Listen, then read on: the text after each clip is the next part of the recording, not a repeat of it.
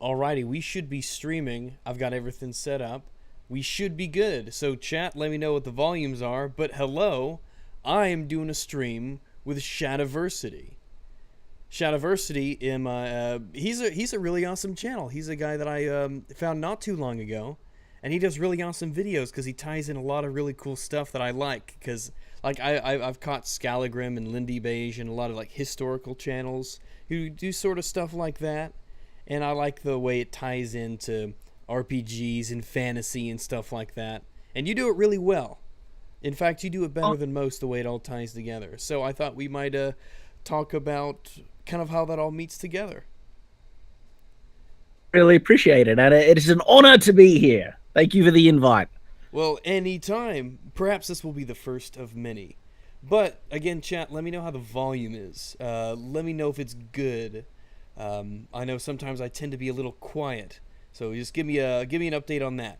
Now, gosh, well, like, what do you play, like, video game wise? Because my channel is like video game focused. What kind of stuff are you really into? I guess, gee, you could call me a pretty hardcore gamer. I don't do much competitive, anything serious competitive, but Yeah. I've been video games my whole life. Definitely part of that. And so at the moment, I've been playing a lot of Fallout 4 and kind of my go-to video game where when I'm just feeling that I need to play something, I do Dota 2. And so I actually play a lot of Dota these days. I'm not really into MOBAs, to be honest. I see their appeal. I've never really been into MOBAs, but Fallout 4 is one that I like actually quite a bit. I'm in the camp that you have to mod it quite a lot to really get it good, but I really do like Fallout 4.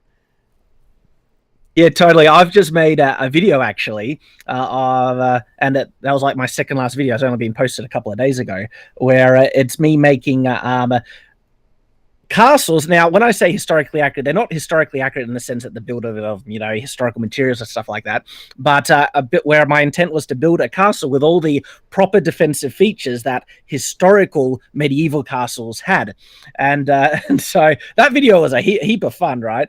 But in it, I mentioned that I use mods to the day. It's like I showed my mod listing through Nexus Mod Manager, and it just goes for pages and pages and pages.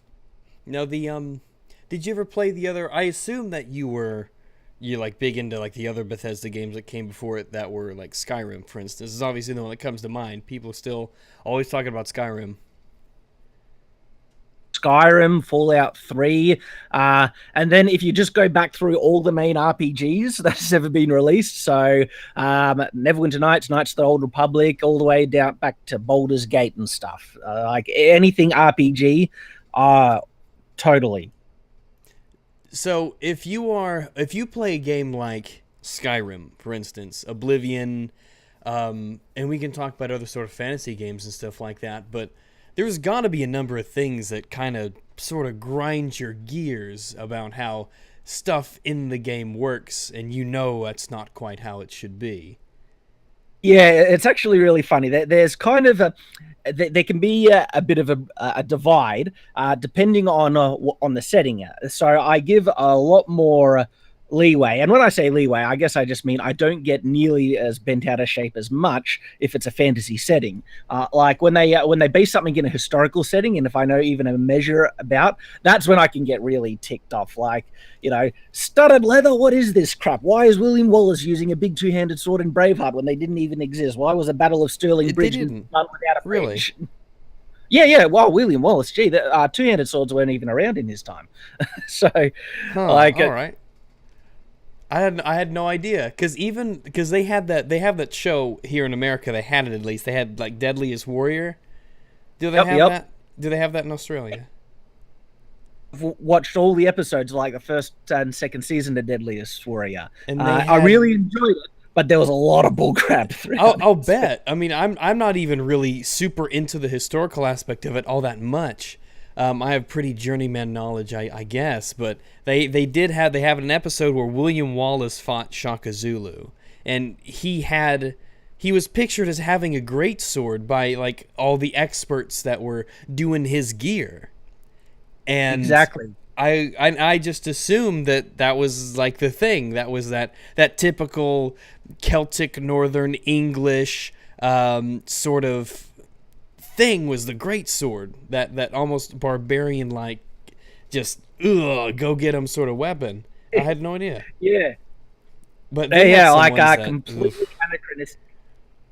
Interesting. They did a follow-up video, which wasn't. It was just basically they did an episode where they were looking back on the other episodes they did, and in it they were kind of trying to address some of the questions people arose, and they said, oh, so some people have been saying that William Wallace never used a claymore, and so what's your response to that? And they go, oh, but he did. You can even check out his claymore. It's in a museum. The real claymore's in a museum. And I'm hearing this guy, because it's a fake. You can Wikipedia it. Like, it's even stated in the museum itself. Like, the sword is a composite of like several other swords. The hilt has been replaced and everything like that.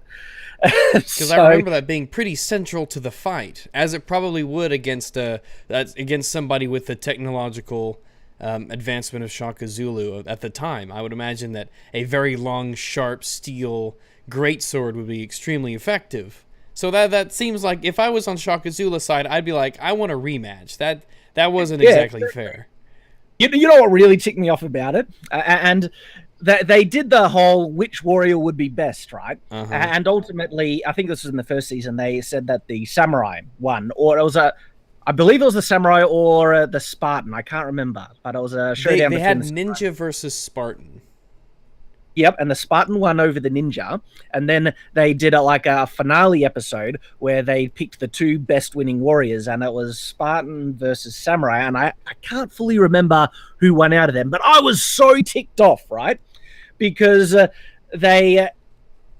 and we all know already that their matchups are complete bull because they had the wrong weapons and different situations and stuff like that. Just like even William different Wallace. time periods and everything, yeah. But they had the knight fighting the pirate, and the pirate is using gunpowder weapons, so of course the knight's going to get trashed. Yeah, right? I saw that one too. The knight got killed because he just gets shot.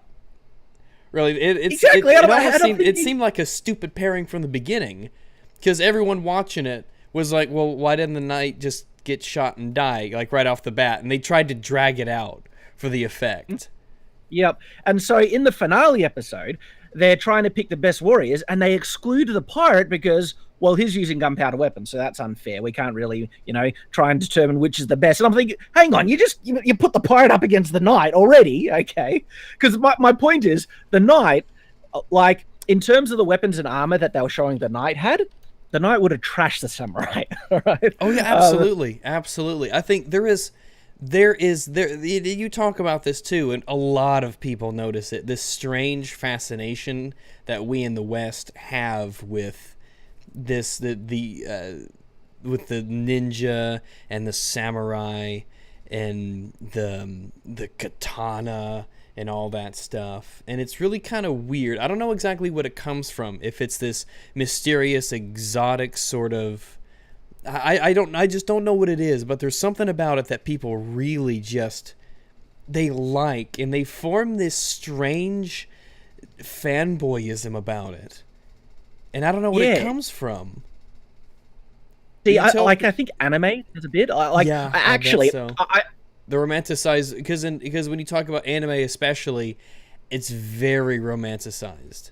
To a degree that a lot of things aren't. Katanas are like lightsabers; they can cut through anything. Armor is just decorative, apparently. Whole spinning around, and it's all fine. There's a lot of it is fine to watch, but it does give people. I think people look at that and they kind of, I don't know, they have some sort of connection to it for some reason, and they feel like they need to defend it or in something like that. Of a theory as to why Asian weaponry and martial arts and stuff has become so popularized in pop culture generally, and it's really interesting actually because there is historical validity to this theory. The thing is, in Asia and China and Japan, martial tradition never went out of practice. They actually have a really impressive kind of ancestry, you could say martial arts ancestry, where they can trace their forms being used by master, before master, all the way back to kind of the period. Where in Europe, melee martial arts, so your hand to hand, also weapons and stuff, the actual martial arts themselves went out of practice, where in Asia they didn't.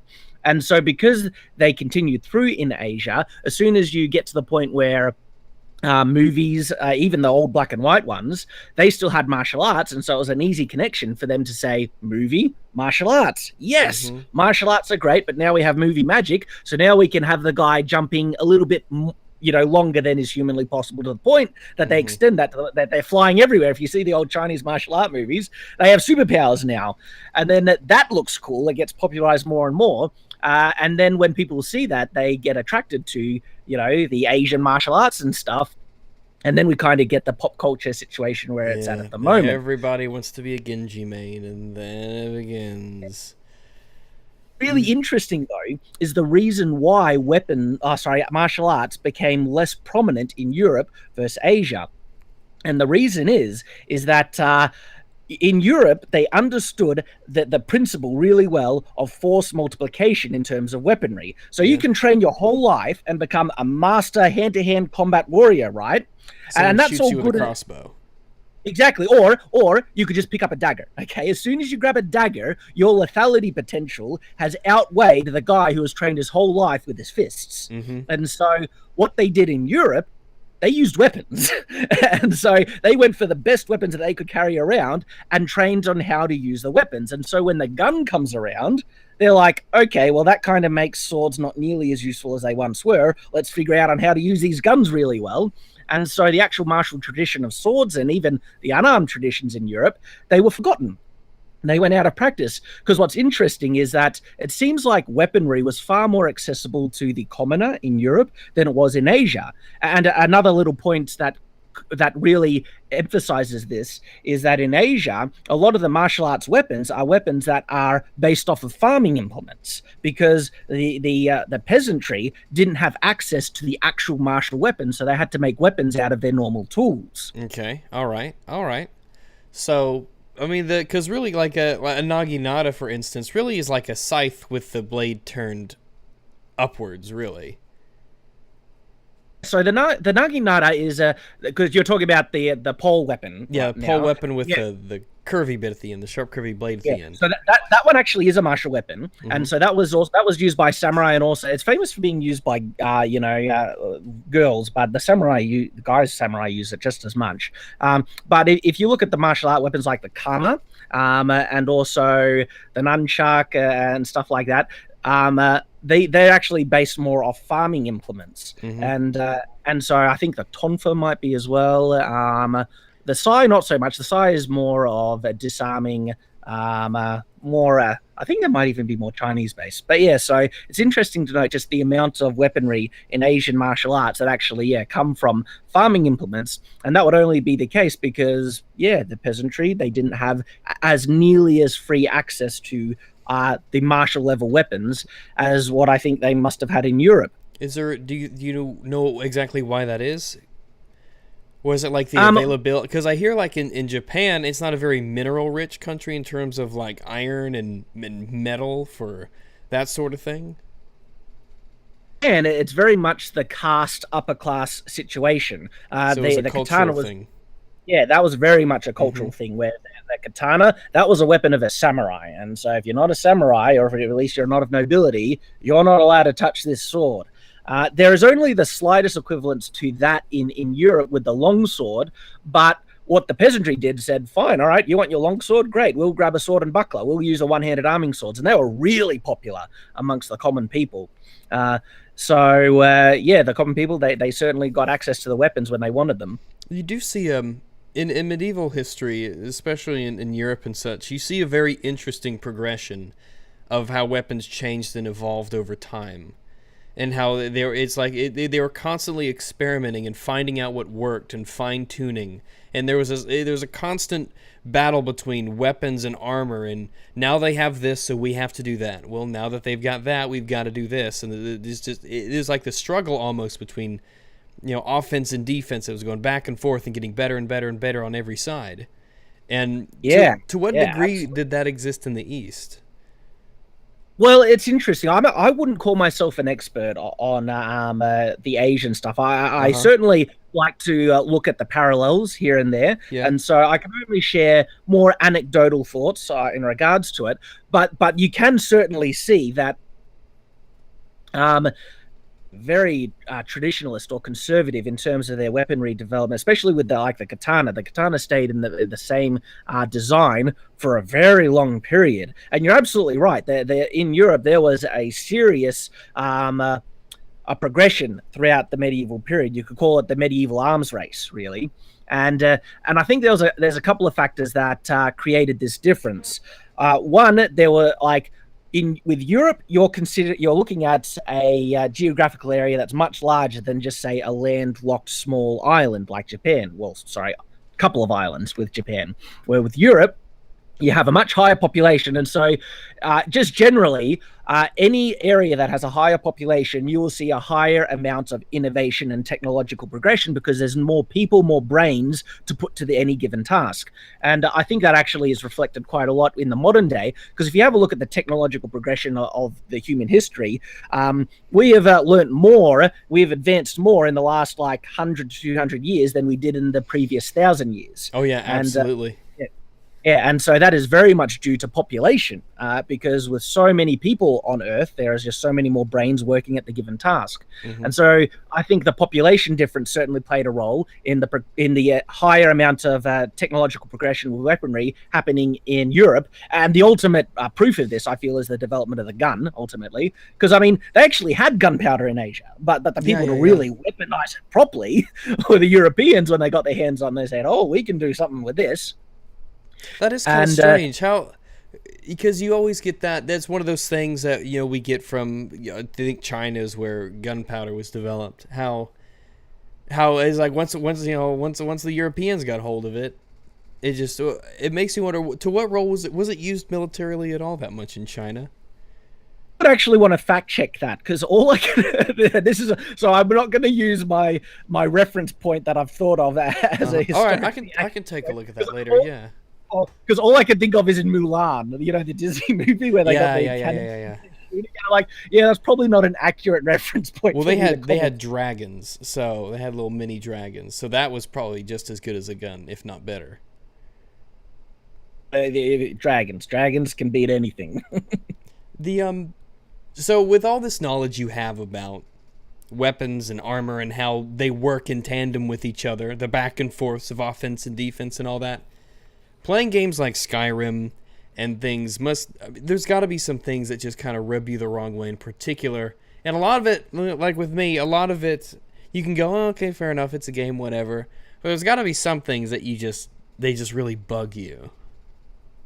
Um, all right, so I'm sure I've had those moments. None are coming to mind yet, but my general annoyance with fantasy, and which applies to Skyrim, is Oh, not just it a second. being I got a timer going off. Give me just a second here. no worries. Ugh. One of my kids have an alarm clock with the exact same alarm, and I was wondering if that was from me.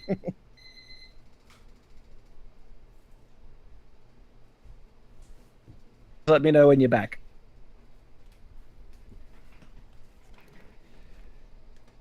All right, there we go. Sorry. Continue. So, the my general kind of thing with fantasy is that I really love it if they try and make it believable and realistic. And I do not understand the people saying, What do you mean it has to be realistic? They have dragons and magic. I mean, yeah, but they also have people being affected by gravity and the general laws of physics as well. Yeah, I So mean, there's a it's not good there's something to be said about realism and believability. You know, in the, and there's an immersive aspect that you can sacrifice some things that people know aren't real. You know, because not everything in a game is on the same level of believability. That's why you can have characters respawn in a multiplayer game and you don't think anything of it, right? And what's interesting, you can actually make the unbelievable stuff really believable, like magic, for instance. Mm-hmm. Oh You can yeah. make magic feel like the proper laws of physics and stuff. If you make it consistent, give it rules, make it consistent to those rules, magic can feel really rules realistic. Are important, yeah. You have to be consistent with the rules that you set. That's the thing. That's why, for all of its problems, that's something that Harry Potter did really well. Is that it tried to stay like the way that magic and everything was. It tried to stay consistent with itself. You see that in what is it? In some games it's kind of loose the way that they sort of describe it. What's really good? It was a book series, Aragon. The books were actually pretty good because the rules that they had set up for magic were very, very well defined, and magic never violated its own rules. So you could believe it. It was never like contradictory. Yeah, exactly. I haven't read Aragon, and funny, I'm late to the party, but I'm finally getting through Harry Potter. My usual reading thing is generally books that are a bit more chunky in the fantasy genre, like Wheel of Time or Name of the and like Brandon Sanderson books, so Way of Kings, Mistborn, and stuff. Mm-hmm. But yeah, like a classic example about like magic and being consistent to the rules is like if you want an example of a time where I just go, that's so stupid, right? Is how they handle Gandalf's magic in the Lord of the Rings films, not the books, but the films. Mm-hmm. And like in The Hobbit, they show Gandalf can teleport. And like they're about to be killed by the Goblin King, and Gandalf suddenly teleports in the middle of them, and all the goblins are flying everywhere. And I'm thinking that could come in handy, like in a million places. That would be useful. Like, why are they walking to the Lonely Mountain if Gandalf can teleport? Like, exactly, exactly. In what was it? You ever play Dragon Age? Dragon Age, the games. Dragon Age Origins, Dragon Age 2, Dragon Age Inquisition, the BioWare RPGs. Dragon Age Origins, and I didn't get all the way through Inquisition. So here's one of the areas that I got really annoyed with Inquisition. I actually haven't played Inquisition. I played 1 and 2, and I had no interest in Inquisition. See, I enjoyed the gameplay and the story of Inquisition, but the armor selection was so boring that I just actually got bored with my character having to wear the same thing constantly. That's something that bothers me in games, yeah. Yeah, and I need variety. I need some change in my character and stuff, and I ended up just being too bored. What's interesting, one of the MMOs I played for a long time there, is the only MMO that's ever caught me, was DC Heroes Online, and I played it on the PlayStation. And one of the things that I loved about it was the variety in the outfits that you could make, and what drew me back in was coming back to a character that I felt a bit bored, but then I could go back, give him a whole new superhero outfit, felt like a new character, it was fresh, and I just wanted to go around killing bad guys with this new, fresh kind of hero that was still the same hero, but that ability to just give me that sense of, I don't know, something new, something engaging, kept me going back to it for a couple of years there. Because I'm looking at this codex for the cardinal rules of magic for Dragon Age, and they were really simple, and you learn this pretty early on, where you can't teleport, basically. You can't teleport. Your body remains behind when you go into the Fade, and you can't bring anyone back from the dead. So those are the 3 cardinal rules of magic that they say in Dragon Age. And that sort of thing, because with, like you said, with the Lord of the Rings, it's strange. How do you have magic, this incredibly powerful force, and not for the sake of the game, have it not be insanely overpowered? Yeah. And that's something that you kind of have to struggle with, and it's very difficult for a lot of games to get that right. Fantasy in general as well. Like as soon as you add magic into the mix, and because you're bringing you're reminding me of so many thoughts I've had on the subject about like guy could shoot fireballs from his hands. A guy has a sword. Who's gonna win? Yeah, but how do you how do you have you played The Witcher? Get into The Witcher many times, especially The Witcher number 3, because there's so much I could love about that game, so much. But I am a bit of a character creation snob. Yeah. Like I need to play. Like I love creating my own character that I Uh-huh. can give my own backstory to and stuff like that. And so it's hard for me to get into any game where I can't create my own character. But the times I can is if I find the character engaging and interesting. And people have given me hate for this, right? I can't get into Geralt. Geralt just doesn't appeal to me. Nothing against people that love him and think is funny or engaging, complex and stuff like that. Geralt has never done anything for me. Whereas on the flip side, I can play the new Tomb Raider games because the way they've done Lara is just awesome. And so, Well, that's but where no, I'm kind of the opposite. I really was able to connect with Geralt really, really well. It was really easy for me to put myself in his shoes because he was sort of a blank slate kind of character. Where I couldn't do anything in terms of like Geralt is Geralt no matter who you are, but they did a good job where you can influence the things that he does so much, and it was just easy for me to see myself as Geralt playing through the world, and the world itself has a lot to do with it, I think. But I think the magic in that game as a pretty good set of rules, and it's really well. I mean, there's a lot of books and a lot of lore surrounding it, and that's one of those things where the magic, it makes sense and you can believe it. And then there's the more loosely defined ones, like in the Elder Scrolls, where magic is just sort of it's almost like a plot device, really. It's like magic can kind of do whatever it needs to do for something to happen, but if you can't use magic, it'll be explained for some reason why it can't be used in this situation. It seems like it's a very malleable, nebulous kind of set of rules for the way it works in Elder Scrolls.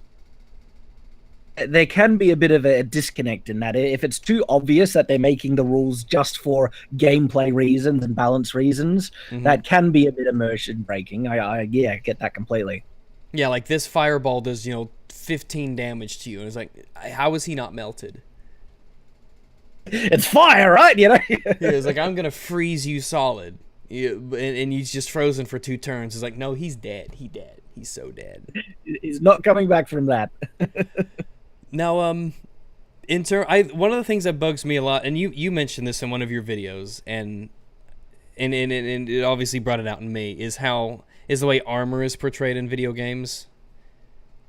Oh, and yes. how it's just not right at all.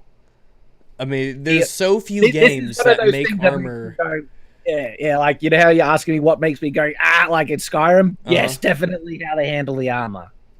There are so few games where armor actually, because in a lot of times armor is nothing more than now you just have more defense. So the numbers are just going to do less damage to you now, regardless of whether or not it's mail, or I mean you'll have cloth shirts that can give you more defense than actual plate mail if the levels are right, and just weird stuff like that. And what drives me nuts, and I was particularly annoyed about this with For Honor as well. Yeah. Is that the attacks are slashing into these heavily armored guys, and blood's flying off, and they're animating it as if the armor doesn't exist. Yeah. Why have it?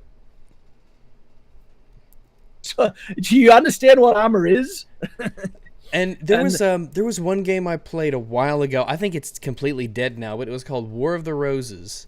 And you would make a character, and the armor that you wore actually meant something, where you would have to try to attack people in the arms or legs or at the head, and there would be plate mail, and there would be like chain mail and different types of armor that would resist different types of attacks with different weapons, and it was really cool. Like pole arms, you would have to hit them with the actual metal bit. Or if you had a spear, you had to hit him with the end of the spear. You couldn't just slash at a guy 2 feet away, because you just hit him with the stick bit and it wouldn't do any damage. So yeah, I'm ashamed that it died, because it was really kind of cool how that stuff worked and how the armor and the weapons seemed like they were actually real. Absolutely, and this is because I actually tried War of the Roses once or twice for that very reason. There are so many awesome elements on it, but I think it ran into the main issue about trying to figure out how to handle, combat armor and weaponry as realistic as possible, is trying to implement it with easy, intuitive, and enjoyable gameplay mechanics just with the controls. Because that's what that was the wall I hit with War of the Roses. I didn't like the gameplay. It was just a bit too clunky for me. It was really clunky. There was a few times when, like, you would see a guy and you would both actually, like, fight, and you could kind of dodge and everything. And when you like were parrying his attacks and trying to find, you know, the good spot, because they had the directional attacks and everything with different weapons, it was so good. Especially with the way, like, archery kind of worked with different arrowheads. How you would have to hit people in different parts of the body based on whether it was like a bodkin arrow or like a broader head arrow. And how it would, like, plate mail, it would be completely resistant to, like, arrows, right? So you would have to hit them in a non-plate mail part of their body. And it all worked together so well once you kind of stuck with it a bit. But I ran into the pay-to-win problem where people would just buy coins and then get the super ultra complete set of plate mail armor and then a two-handed axe and just go around slaughtering people, and then I just quit. Like, I don't. Developers obviously do it because they want to get money, right? But yeah, can they not see how many people that drives away? Yeah, like, it drove me away, and I was. It was a game that I would be willing to stick with that game and learn it if it weren't for that. And now, I mean, look at me now. I could have really helped do a lot of talking about the game and gotten a lot of people into it. People tell me all the time that they got into Dirty Bomb because of me, and you know, it's a lost opportunity. I wonder what they're exactly. Oh well, I mean, that's their thing, I guess. Hey, I guess that's a realistic aspect of it. You have all the money, you could buy the best armor and equipment, right? That's realism, guys. Whenever I hear pay to win, I just turn off. I was like, I don't even continue looking at the game. And that kills it's interesting. Me. Yeah, it's interesting how this relates to For Honor as well. Because I also thought For Honor had huge potential for trying to handle how to do the block parrying kind of attack in the game mechanic that seemed easy, fun, intuitive, and it looked like a really good combat system. And from what I used of it, it seemed really good. But then, of course, so many reasons has caused that game to die now because of they didn't have any dedicated servers, which just screwed up multiplayer to no ends. And then they had Ubisoft. They can afford it. Yeah, exactly. It's just a matter of them being greedy. Much pay-to-win element as well. Well, what was the pay-to-win element into it, actually? I didn't understand it completely, but I watched several videos on it. That if you get the right items, you get really significant buffs and stuff like that. But the buff elements for the weapons only get applied in certain gameplay types and things. But it was ruining that gameplay type. Is all these buffs that people were getting because, of course, if you want these, good weapons and armor and stuff for your character, you can either play for 2 years to get all the in-game currency to buy them, or you can just buy them with real cash. So, I mean, it's not pay to skip, is it, or is it just like you have to? It was more pay to skip, but I guess I so much skipping that it's basically yeah. I equate that to pay to win in a large measure because I'm not going to spend the hundreds and hundreds of hours needed to get all the items for just one set of equipment. I got you. Yeah. I mean, it's on a spectrum, of course. The pay to skip is on a spectrum, and it does reach a point where I would say it does become pay to win. If it takes you 20 hours to get something, or you could just pay $5 to get it now, then I'd say that's pay to win. There's a certain level of grind that's just that the general human being can just not put up with. The video I watched on For Honor, they actually calculated how many hours of gameplay you'll need to get all the good items you need, and it was insane. Yeah, because they have so many cosmetics and they have so many different pieces of this and that to get. And Ubisoft themselves came out and said, "Well, you're not supposed to get everything." I was like, "Well, fuck, okay, what?" Yeah, great way to shoot yourself in the foot, but you've ruined your own game, which had huge potential as well. There was a lot of hype around it. Specifically because they had some level of attempt to have a measure of historical authenticity in it. They didn't do a great job in that department, but they did better in other ones. Like, one of the things that made my community of YouTube kind of wet themselves with anticipation was the fact that they had the Mordhau strike in the game, which is where you grab a longsword by the blade and strike someone with the crossguard. That is awesome. You don't see that often at all. There's still a lot of But people out there who think that half sorting just isn't a thing that could work. yeah, but it is absolutely, and so they had that in the game, and that caused huge hype amongst my community. So Scarlegrim and Metatron, even Matt Easton, they were doing videos on For Honor, building up this hype. And I bought the game; I was ready to try and go into it, and then they just screwed the pooch big time with so many other elements of the game. It could have been huge, but they screwed it up. Let me see. Is it on? Yeah, For Honor has the 24-hour peak was 3,100 players today. So, I mean, it's definitely a workable player base, but it started out at 46,000 at its peak. It's huge. That is a lot of people playing a game. Yeah, and so the additional interest in that game from people who just love the medieval stuff like myself. That's what attracted me to it. But then, yeah, things just were crap. Did you ever play Chivalry? Is that any good? Chivalry Medieval Warfare? It's been on my radar. I haven't tried it yet. Because nowadays, I'm getting less and less time. Well, actually, I still have time, but I'm more in the mood where when I'm wanting to play games, I need something a bit casual that doesn't require a big commitment to learn how to do it. What you mean. It is, and so that's why. Because there's only so much time. That's why a lot of people have like 4 games or so that they really play a lot and they bounce between. Mine at the moment very much is like Dota and Fallout 4, and I might, play Tomb Raider barely ever now and then. But, always on the lookout for a good meaty RPG, and so I might go back to Skyrim here and there and things.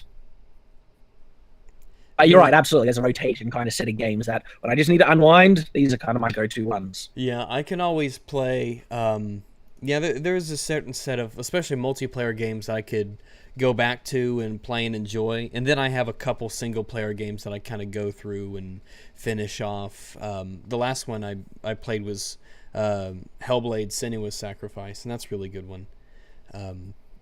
But in terms of... Sorry, yeah, just PlayerUnknown Battlegrounds has been on my radar. I think I might have to give that one a go. It's really good. It actually surpassed Dota in player count, which is pretty insane considering that it came out in March. I pity anyone who will be on my team because I suck balls epically in first-person shooters. I'm bad at. It's just something you have to learn. Half of it is.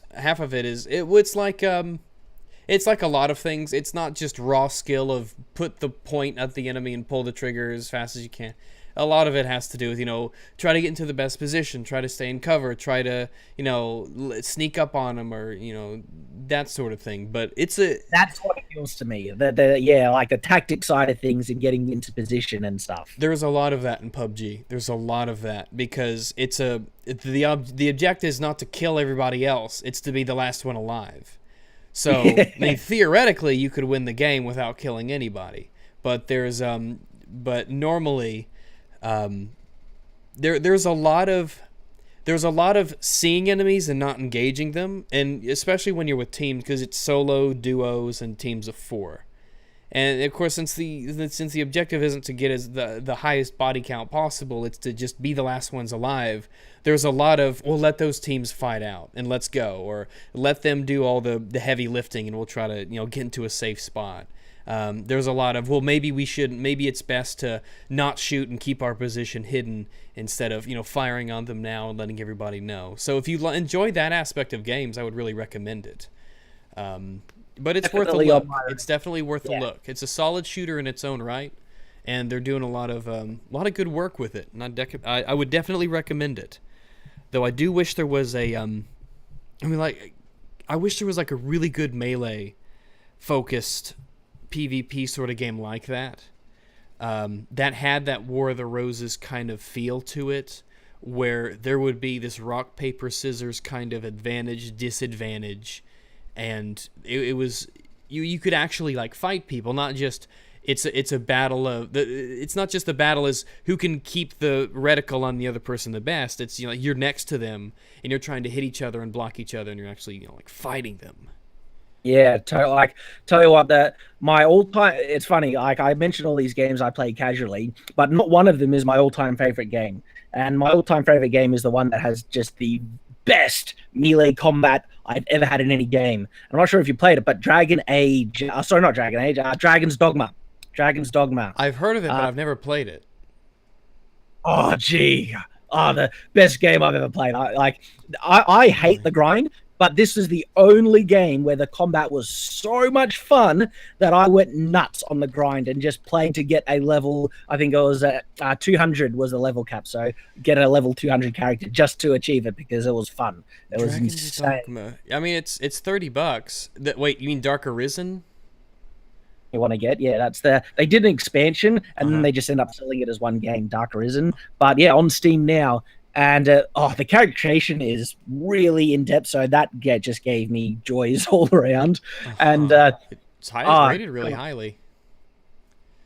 best game I've ever played. It's still my all-time favorite, and I am ripping my hair out at Capcom, those scumbags, for not giving us a sequel. I'm still waiting for it.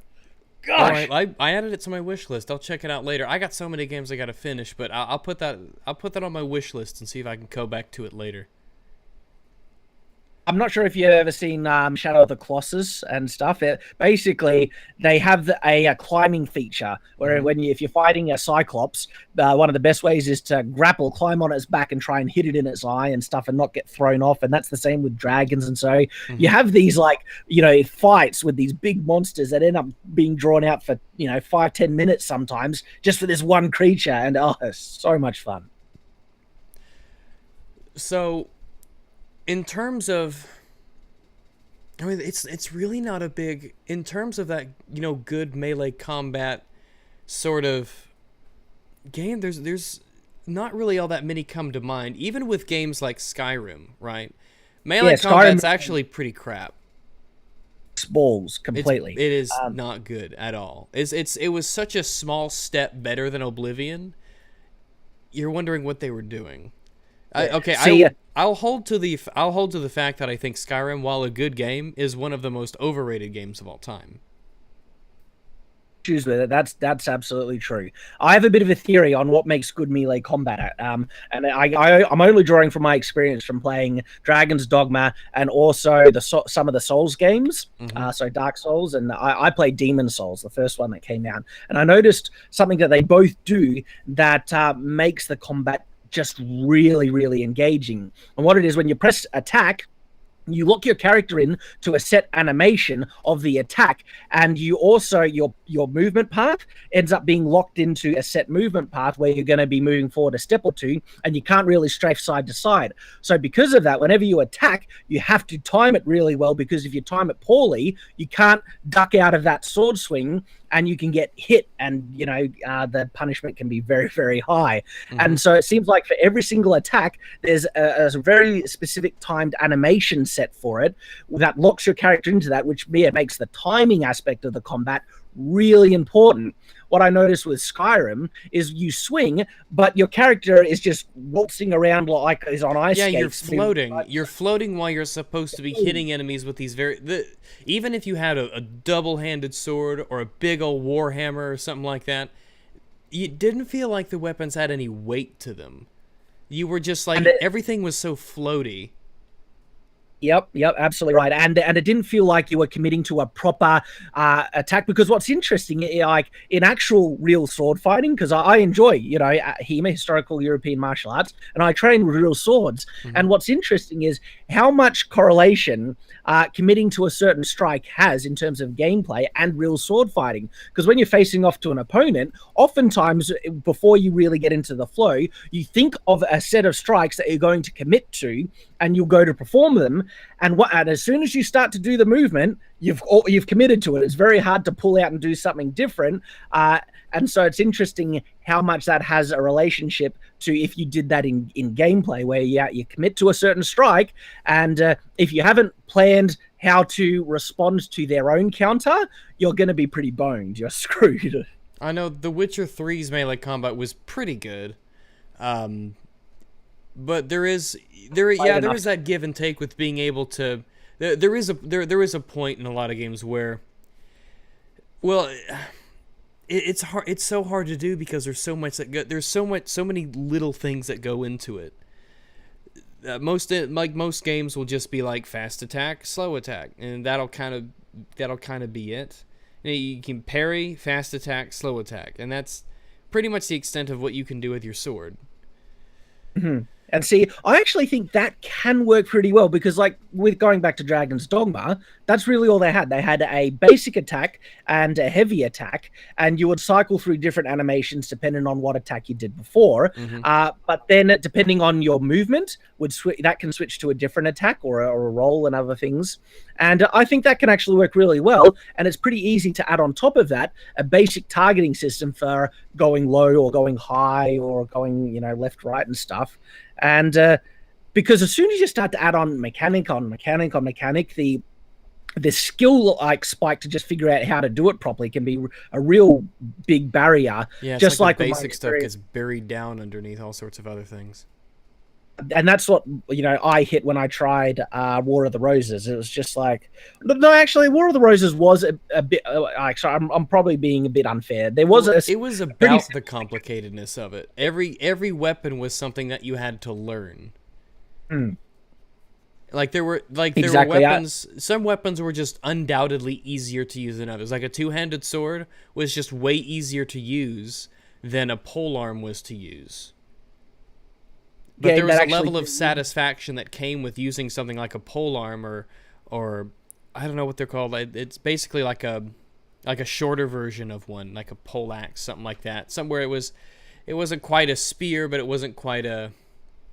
Basically, you hit him with the edge of it, and you could do different. You can stab with it, you can slash with it, but you always had to hit it with like the weighted end of the head. There was a level of satisfaction you got from being able to use that fairly well.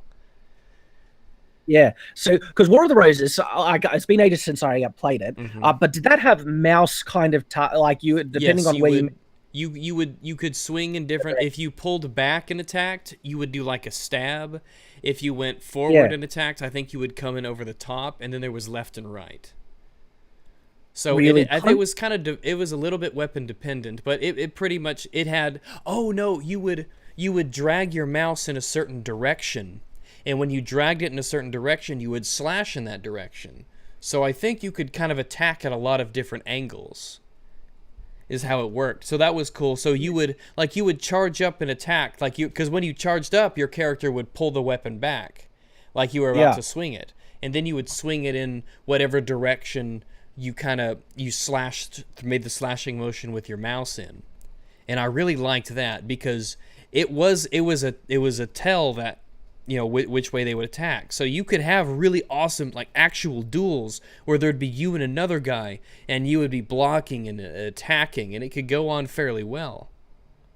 And that is really cool.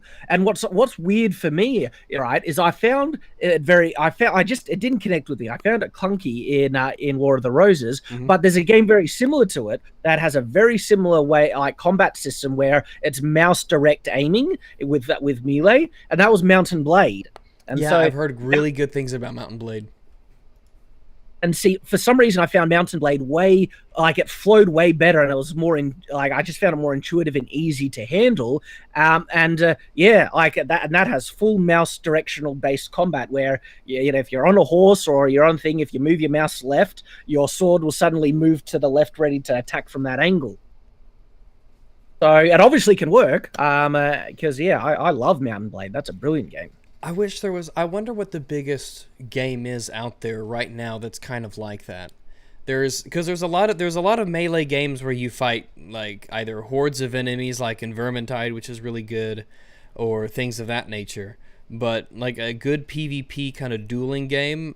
I mean, I think that like one of the reasons PUBG became so popular was because it was a game that had really solid mechanics, and it was a game mode and type that people really wanted to have done well.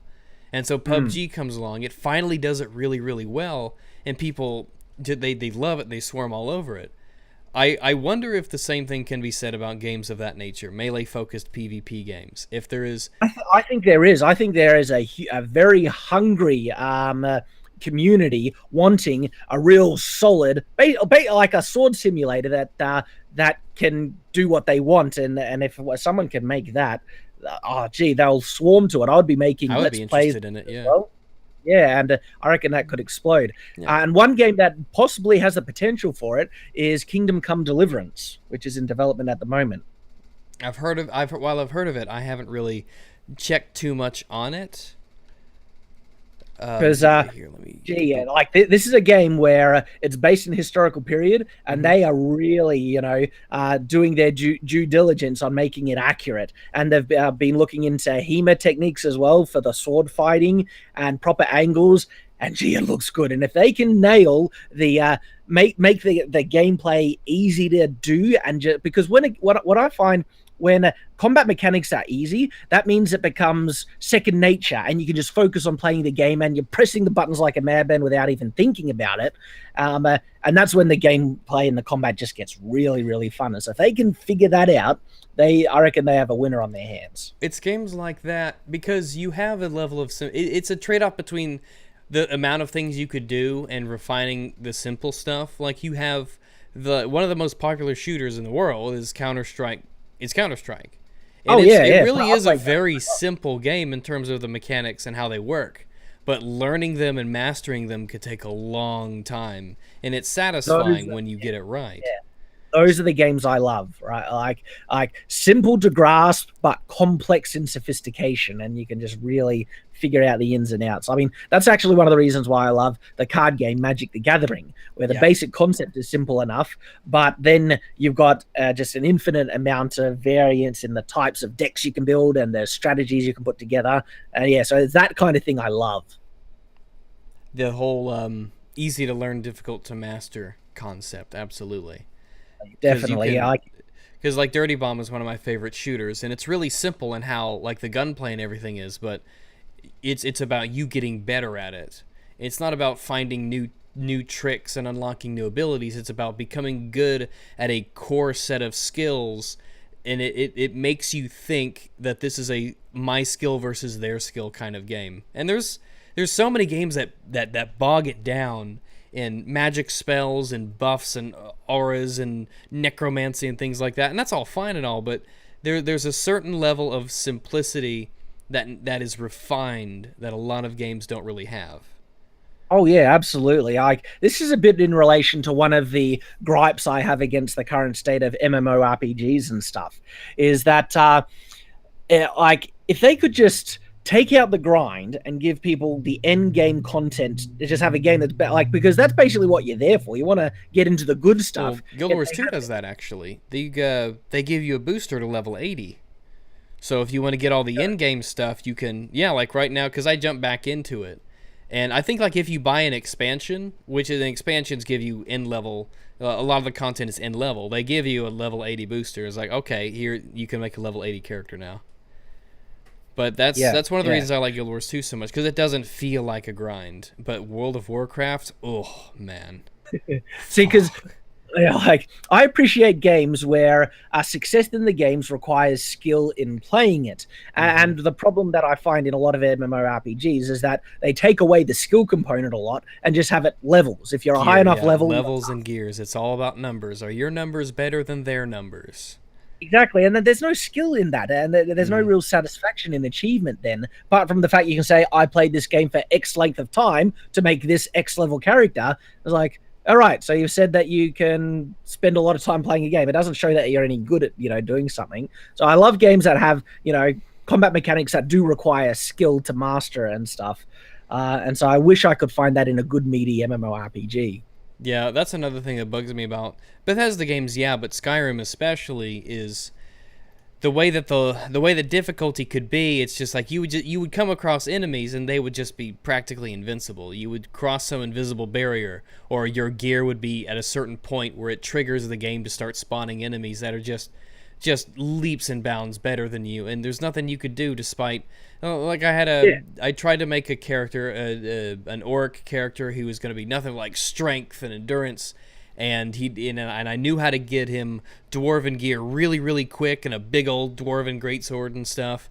And I was level 4, and I knew how to get all this stuff, and I had crafted it all, and I was wearing it all, and I was gonna go out and fight dragons and shit. And then, but I want to walk out of Whiterun. You know, the first bandits I come across have enchanted axes, and they two-shot me, and then the dragon fight's nearly impossible because I did something to trigger the enemy levels to be way higher than I could possibly ever handle, despite my just obvious advantage over them in terms of like gear and equipment. It's a huge disconnect for me between immersion and realism as well. Because look, a dagger to the neck will kill. Like, I don't care how many levels or hit points you have. Yeah, right? that'll kill you. Yeah. Exactly. So the fact that I have a plain steel sword and I can't do any damage to, you know, this level 200 character, if I can get a solid hit on him, you know, and granted, magical defenses, there's that component inside of things, but still, like, a proper made sword that has a solid hit against a regular person, that should do some level of damage.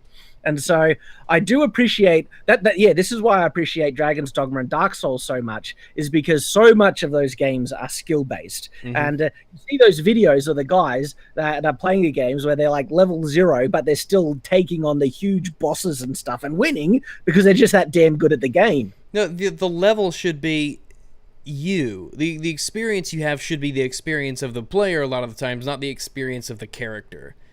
Like, a lot of the times I feel like character levels are almost like the game's way of saying, well, the character is really experienced, and they don't talk about, well, the player who got the character that far is the one with the experience. Yeah, and what's interesting, like, because I think that leveling up does play an important role in giving a sense of progression and achievement, and so, like...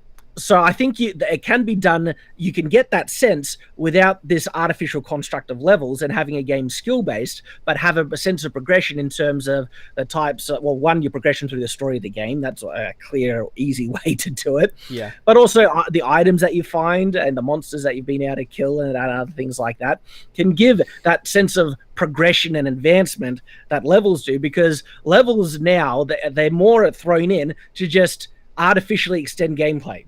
Like, you need to be this level. You have to level up to get this. Like, you have to play exactly. more. So go you have to play the game more, or you could pay this money and just get exactly. The developers don't actually have to make any real gameplay. They can just make an area, throw monsters there, and say, "Go kill them." And when you come across enemies that, and it sucks both ways, when you come across enemies that you just slaughter without any problems whatsoever, that don't even slow you down, and then you come across enemies who look the same, but they just destroy you and you don't even have a chance because their levels are, because the level scaling is so weird. I wish everything was always like a bit of a challenge. It wasn't too easy. It wasn't too difficult. Like, no matter what my level was, I could still progress and make my character better and better, but the enemies would also, get tougher and tougher as well. One of the things that I love doing in like pen and paper role-playing games and stuff, because there's so much more freedom in it, where regardless of level of my character, if I play smart enough, I can still kill the really big bad thing if I just play right. Yeah. Well, you can't really get away with that in video games because they have things locked into a mechanic. And it'll be great if they did have a situation where, regardless of the level of the creature, and yes, it could kill you with one hit no matter what, but if there was a way that you could still kill it if you were just smart enough, like you played, the creative solution aspect too. If you have to kill a knight, you don't engage him in an open battle. You try to stab him in the back or something like that, or. Absolutely. That's why I like games like Prey and Deus Ex and Dishonored, because they give you so many avenues of approach to these problems, and you get that a lot when you try to fight even just regular enemies in games, where if you try to fight them head on, it's like an actual struggle in a battle because they know you're there, or you could just shoot them once from behind or stab them once from behind and they're just dead. You're just gone like that. And it's a matter of getting into position, staying out of sight. You get this a lot in stealth games, too, where if they spot you, you're fucked. There's nothing you could do. But it's all about, using your guile and stealth to get around that armor. And, this Kingdom Come Deliverance looks pretty interesting. What I'll do is I'll leave this tab open. is it out yet, or is it like it's an early access? Yeah, it's not out yet. I haven't really checked in the last month or so to see where they're at, but it's not released as of yet. I think they've actually announced the release date for it though, February and I 13th forget of what that next was. year. So, There we okay. go. All right, I need to put this on my radar then, because like when I see a bandit who has a sword, right? I shouldn't be going, "Oh, it's just a bandit with a sword." I'm like, "Okay, this is an adult human who has a sword who wants to kill me." So I Yeah, have to yeah. kind of keep my wits about me so he doesn't stab me, you know? One of the most interesting things about that can keep you engaged in the game is a constant feeling that you could die at any moment. But as soon as you get to the point where you feel like, yeah, it's too easy, that immersion and the engagement can just disappear completely, Yeah. and the game loses its fun. Difficulty has a lot to do with immersion. It really does. I think that's again one of the reasons why Dark Souls is so successful, because they're merciless. It's great. Yeah, I mean, if every enemy's tough, and I've played Dark Souls 3 a little bit, and it's probably going to be my next game after Mankind Divided that I get into. This looks really good. This Kingdom Come Deliverance looks really good, by the way. But I want to Oh yeah, because even in The Witcher 3, when you pump up the difficulty a bit, even common bandits do a crap ton of damage to you. So you know every fight feels like something you have to pay attention, you know, and not mess up. You have to use your skill consistently. You have to always apply the skill that you've learned. You can't just go, "Oh, they're just bandits. They're not a problem at all. I don't have to worry about them. They're just bandits." It's like, no, it's an adult human with a sword, and he wants to stab you with it. You can't just scoff at him and act like he's yeah, not exactly. a threat. You know, and for that very reason, I got to the point in playing Dragon's Dogma, and I still do this now. Whenever I start a new character, I put the difficulty on New Game Plus end game difficulty level, and with a level like 0 character. It is the best fun, where you have to spend like 5 minutes to kill a single goblin. Because yeah, like having that difficulty level and that challenge just makes the game so enjoyable. Yeah, you have to punish yourself a bit because you die a lot, but it's great. I love it. The let me see. I'm trying to think about what other like really games that are like nice and historically accurate. There are a lot of immersive ones that borrow from real world stuff. I mean, even The Witcher is based on, you know, Polish folklore, and they clearly, you know, looked at a lot of buildings and things like that and made it feel real. Yeah, but old creation in The Witcher is just it's fantastic, and that's something that Hellblade does really really well too. But it's the I mean, as you can get attest to, even things like medieval buildings can get a lot of attention from people because just it really is another world. We take so many things for granted, and to see how people existed and lived back then, and to see how they did things, and to see how they problem solved, it really humanizes history a lot. When you talk about the solutions that people back then came up with based on their technology to like build everything from building a house. How do you do that without, you know, machines, without electricity, without motors and engines? I mean, it's a big deal. You're absolutely right, and like I've often tried to wonder why. Because what's weird for me as a kid, I found history boring, but I think it's because no one knew how to present it in the right way for me. Because the part about history that I love is the aspect of seeing another world, the escapism, essentially. And I think history really is escapism if it's presented well, and that's something that you're absolutely right on. Yeah, it is kind of escapism. Well, this is the thing. I think you can actually look at most, like so many forms of entertainment, not everything, granted, but so many forms of entertainment is actually catering to that desire of escapism, where sometimes we just want to get out of our boring life and experience something different. And I think even movies cater to this, because we go to watch a movie to watch a different world, a different story, something more exciting or adventurous in our own lives. And that extends to TV shows, to video games and stuff like that. And then it also, I feel, absolutely applies to history as well. It's a form of escapism to see something different because different things are interesting. Yeah, that's why games can be so great, because they have an interactiveness to them that movies lack. Like I've really kind of fallen out of playing movies or watching movies and shows and stuff, I play so many more games now because just the Yeah. interactive nature of it helps to suck me in more. I barely watch any TV nowadays, and the movies have to be of my particular likes for me to go out of my way to watch them. You know, which is basically anything Marvel these days. But yeah, like the video games are the most intense and fulfilling type of escapism you can really find because the interactive aspect of it. And so that's why even it forms a history of trying to embrace the digital format to, recreate what a medieval town might look like, and then they can create something, in a computer. And like I make castles, I make 3D models of castles and stuff to try and be able to, look around and have that interactive element to just see what they could be like. And when you take a castle, like nowadays, we still have castles around, of course.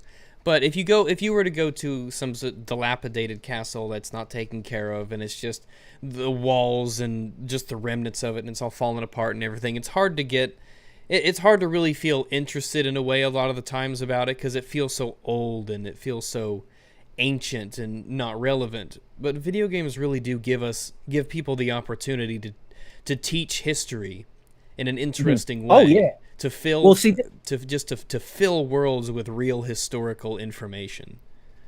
This is what it kind of really surprises me about my channel, is how many people subscribe, basically, because I can talk about some pretty dry things, but the thing is, if you apply it in an interesting way, and I love looking at how video games represent history, even in fantasy, because fantasy is so strongly based off of the medieval period and so many things. I love looking at how they adapt it and apply it. But in doing that, my goodness, yeah, people get really interested, even about some of the most dry things. Like, you think the term machiculation, which is a defensive element on castle walls, one of the more technical aspects of castle defenses, would be boring and uninteresting, but that's become a running meme of my channel. Well, I mean, with the way you present it is interesting because you talk about the way it was used, and people, like when I was listening, I was picturing the guys on the battlements throwing things through the holes, shooting arrows through the holes, taking cover from volley fire. When you see it and it's explained to you how all of that works from a defensive perspective and how the architecture was useful and how it was used, your mind kind of fills in the blanks of seeing people in those situations, trying to convince yourself that, wow, this is how it was used, this is how it was done. I could see it in my head. I could see them up there shooting arrows, and yeah, Lindy exactly. Beige does that really well too. You both do that really, really well. Compared to Lindy Beige is a very large compliment, because this is awesome. I love good old Lloyd. And in extension to what you were saying as well, is I found it amazing how much people, once they watch my videos and stuff, want to go out of their way and apply the knowledge that I'm talking about. So many people are saying, I got to go build a castle now in Minecraft or stuff like that. And when they do it, they make proper machiculations on that castle because they also know exactly what their function is now. And so they make it so they can be utilized in the game itself, which is just awesome. I think that's brilliant. And plus, when you're in school, I mean, school and textbooks can have an incredible, honestly shocking way of making what should be some of the most interesting and exciting things sound as dull as possible. So like at the battle of such and such, 2,000 enemies, 2,000s of these guys and 2,000 of these guys met in combat, and then this side won. And then here's the political ramifications of that. And that's exciting. It's a battle. It should be visceral and it should be loud, and you should be. It should be just. But it's just like, oh, this battle happened. Okay. You're right, because it's a battle. Swords, all right? These guys use swords in armor, fighting to the death for some cause that they feel very, invested in and stuff like that. This is awesome stuff. And it is amazing. It's a lot of it's in the teacher, but it's crazy. Yes, a lot of it is in the teacher and the structure. And yeah, like I was surprised how kind of almost, I guess, inoculated I was through school to subjects that I actually have a passionate interest in. Like I love science, theory of relativity. I could talk about it for ages, right? Quantum mechanics and everything. But in school, oh, what, science? you know, Like I had like no interest in history until you get that one history teacher who teaches it the right way, and then you're like, man, I love history. yeah, absolutely. And a lot of it is focusing on the elements that are cool, but showing how cool they are, like swords, right? Yeah. Swords are awesome. Here are the kinds of swords and how they were used and why this one was better at this than this one, but this one was better at this than this one. And here's how like a shield worked, and here are the types of shields and how they used them, and here's how they formed up in battle and moved around.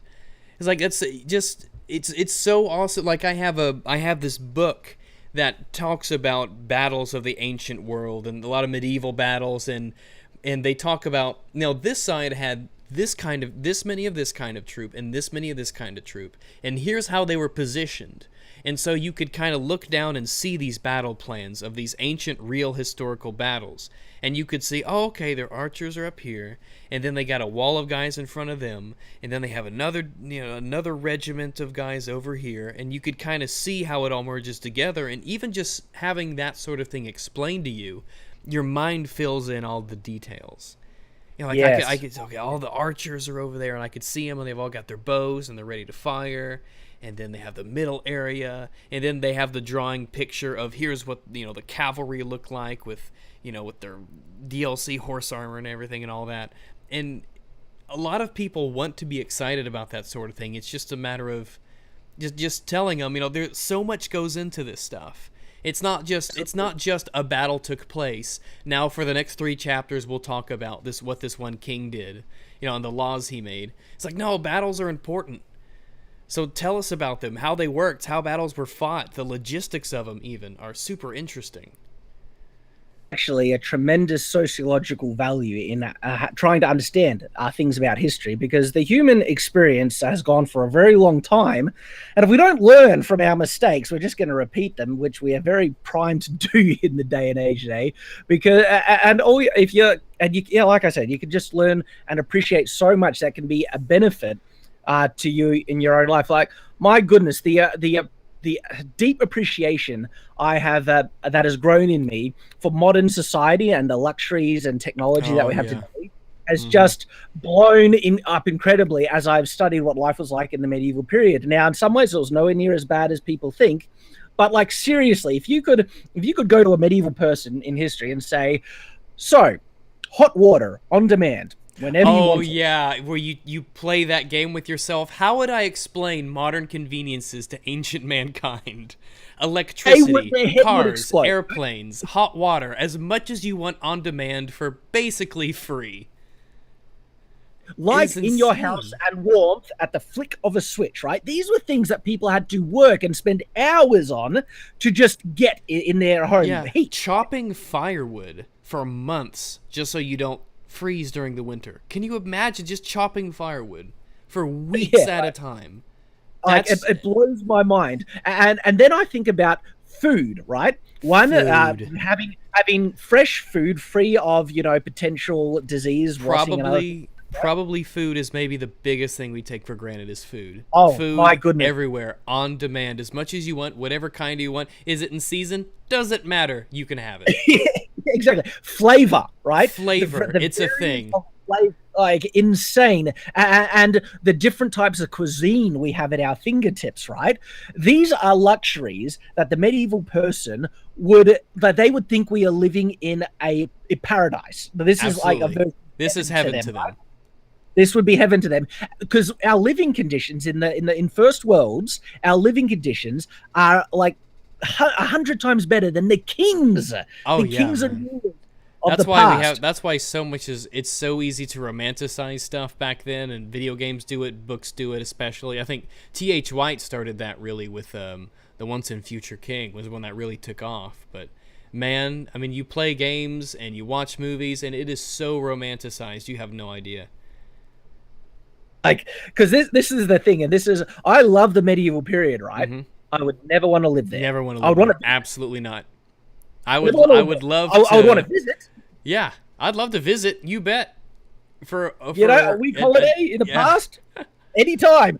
Living there, not a chance in hell. Yes, exactly. I mean, the mortality rate was so high, and medical technology and all these things. Like, trust me, you want to live in the modern day. Yeah, this whole thing about it's okay to romanticize the past for movies, games, that sort of thing, but really though, I mean, let's just take battles were awful back then. Just imagine having a shit life and now people are trying to kill you. 1,000 of them. I mean, yes, it's interesting studying battles a bit, right? Because they're very different to how movies portray. Yeah. Because nowadays it's a lot more spread out and it's more distant and it's more impersonal. But back then it was you and a bunch of dudes right next to you and dudes in front of you, and you had to imagine. Can you? I cannot imagine having to kill another human being with a melee weapon. I can't imagine what that must be like. Oh yes. This comes into the sociological conditioning, though, because it's funny.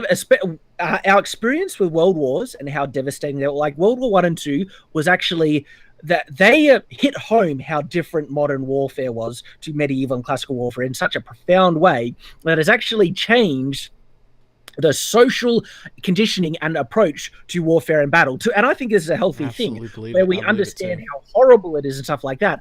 But warfare was actually romanticized in the medieval period to medieval people far more to what we consider warfare now. I bet because it had to be. I'll bet you had to get someone to go out and do that shit.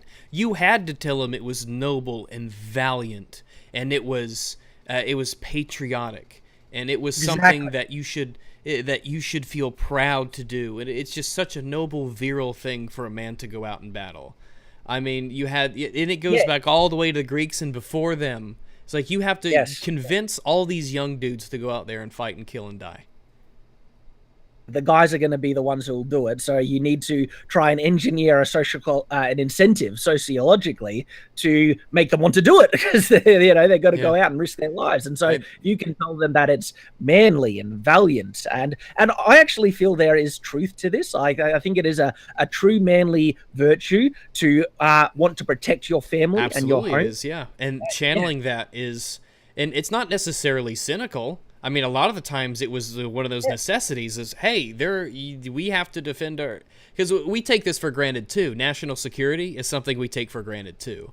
Oh my goodness, yes. I mean, can you, Australia, it's not getting invaded. America, it's not getting invaded. Like, these are pipe dreams. We laugh at the idea of our nation or cities being attacked.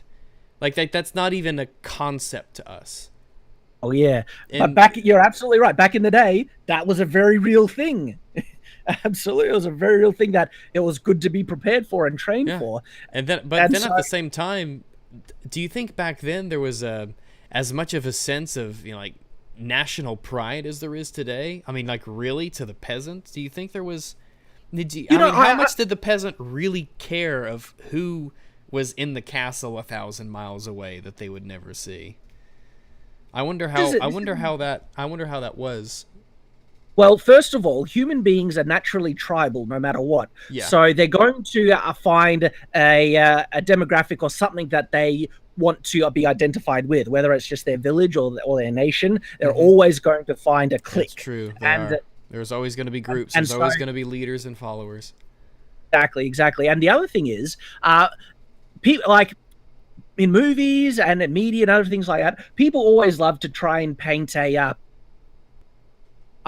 conflict between the regular person and authority, and I guess there's a popularist kind of version to it and stuff like that. It's so weird because we adore our bourgeois here in modern culture. We adore our celebrities, our modern day nobility, our aristocrats.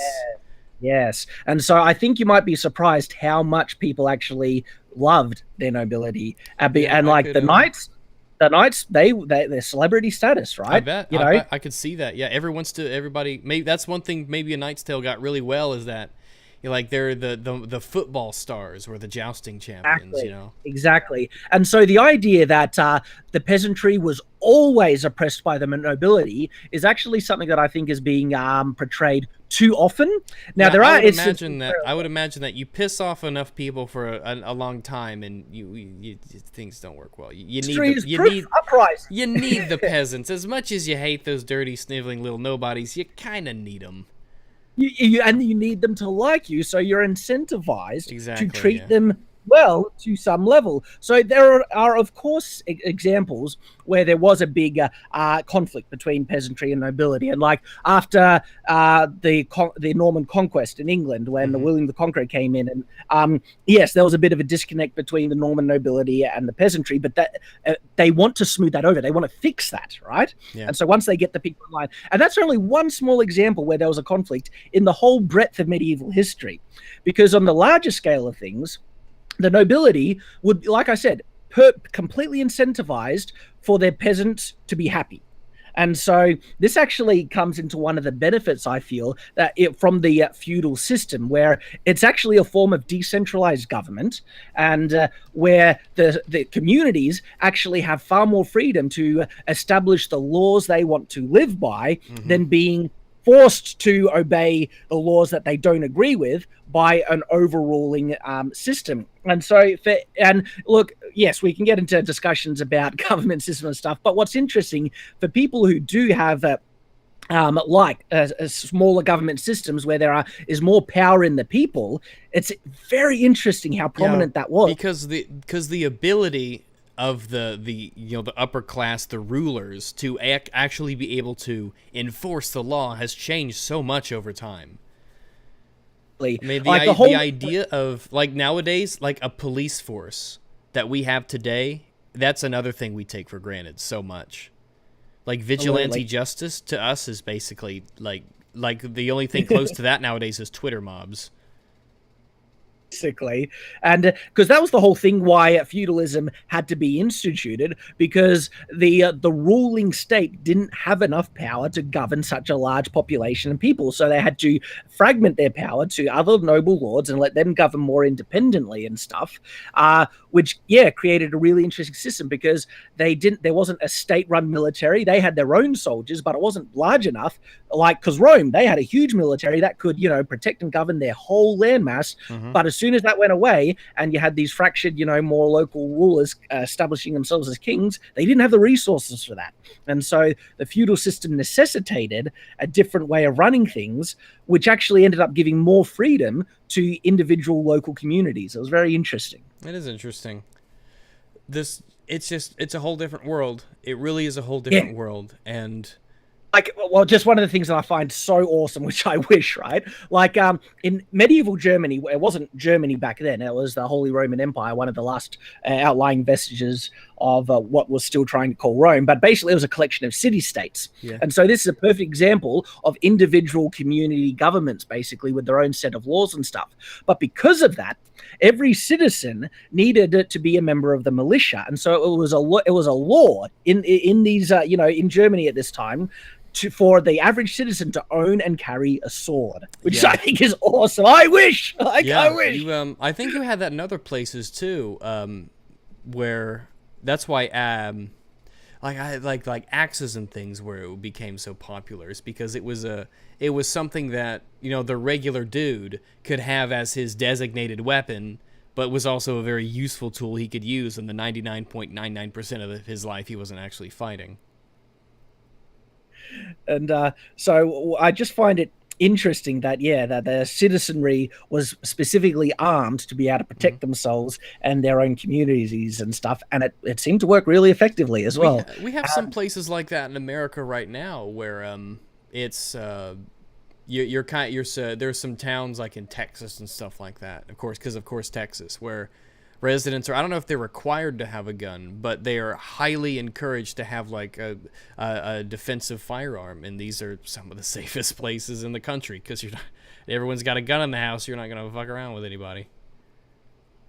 And it's very perhaps this is a conversation for another time, because I'm a bit divided in my perspective on, say, guns and stuff like that, because I'm in Australia where there is huge gun control people as well. But at the same time, I can really see the argument of people saying, wanting a means to be able to protect themselves effectively, and with the huge spikes in terrorism that is happening today, because this is the thing: if citizens are being turned into combatants, right, which is what terrorism is, it's an attack on citizens and stuff like that. There is an argument to arm the combatants, right? Well, the idea in America is that the Second Amendment is the because we have our amendments in our Constitution and all that, but the First Amendment is free speech, and the Second Amendment, the one that comes right after free speech, is the right to bear arms. Ultimately, an armed populace is the last defense against tyranny. There's so much truth in that. There's so much. If worse comes to worse, if the most awful, and people don't think it can happen, but I think it can always happen because people just study history. Yeah, exactly. Just study history. People take a lot of things for granted, but remember just in the last 100 years how tumultuous things have been in some places. But basically the biggest idea of the Second Amendment is that an armed populace is the final safeguard against a tyrannical government arising. Everyone's kind of part of this militia if it has to come to that, and that's really that's why it was there. But then there's also the added benefits of the personal protection and self-defense, how firearms are the ultimate equalizer for women especially. And a lot of it's culture, because in America we have one of the biggest things that people do that's not really a good thing to do necessarily, is to compare two different countries that are in different continents, because it's such a huge culture deal. There is it's like I am a bit I think there's actually a bit more fairness in comparing cultures and stuff, if the comparisons can be made, because it's just about being objective and stuff. And so because it's interesting. I'm not saying that, because gun control, even to say gun control hasn't even worked in Australia either. And so, it depends but where anyway. you are. It depends where you are. It depends on the country's little zeitgeist that's going on. Because in America we have, America is such a varied place. You will get, you'll get gangs and slums, and you'll have, rich gated communities and everything in between. And I have 13 guns, and I live in the southern United States with the rednecks and Bibles and things like that. And it's very much a culture thing. It's very, very much a culture thing. There's that southern, that redneck hunting, independent culture that we kind of have here that you don't get everywhere, because we got 50 states and they all have different laws and different restrictions and whatnot. But it's so hard to say, well, gun control works over here, so it'll work over there. And it's like, no, it's not. It's not really how it works. You're just comparing. Well, and like I said, there's even an argument to say gun control hasn't really worked over here. So it's very interesting, when you try and look at it. And I certainly I agree completely with the concept behind the Second Amendment, actually, and especially when I look to history about the benefits that does seem to have existed for the citizenry having a right to bear arms in certain circumstances. Mm-hmm. And then especially when I consider terrorism in the world today as well, it is getting kind of crazy. It's scary crazy, right?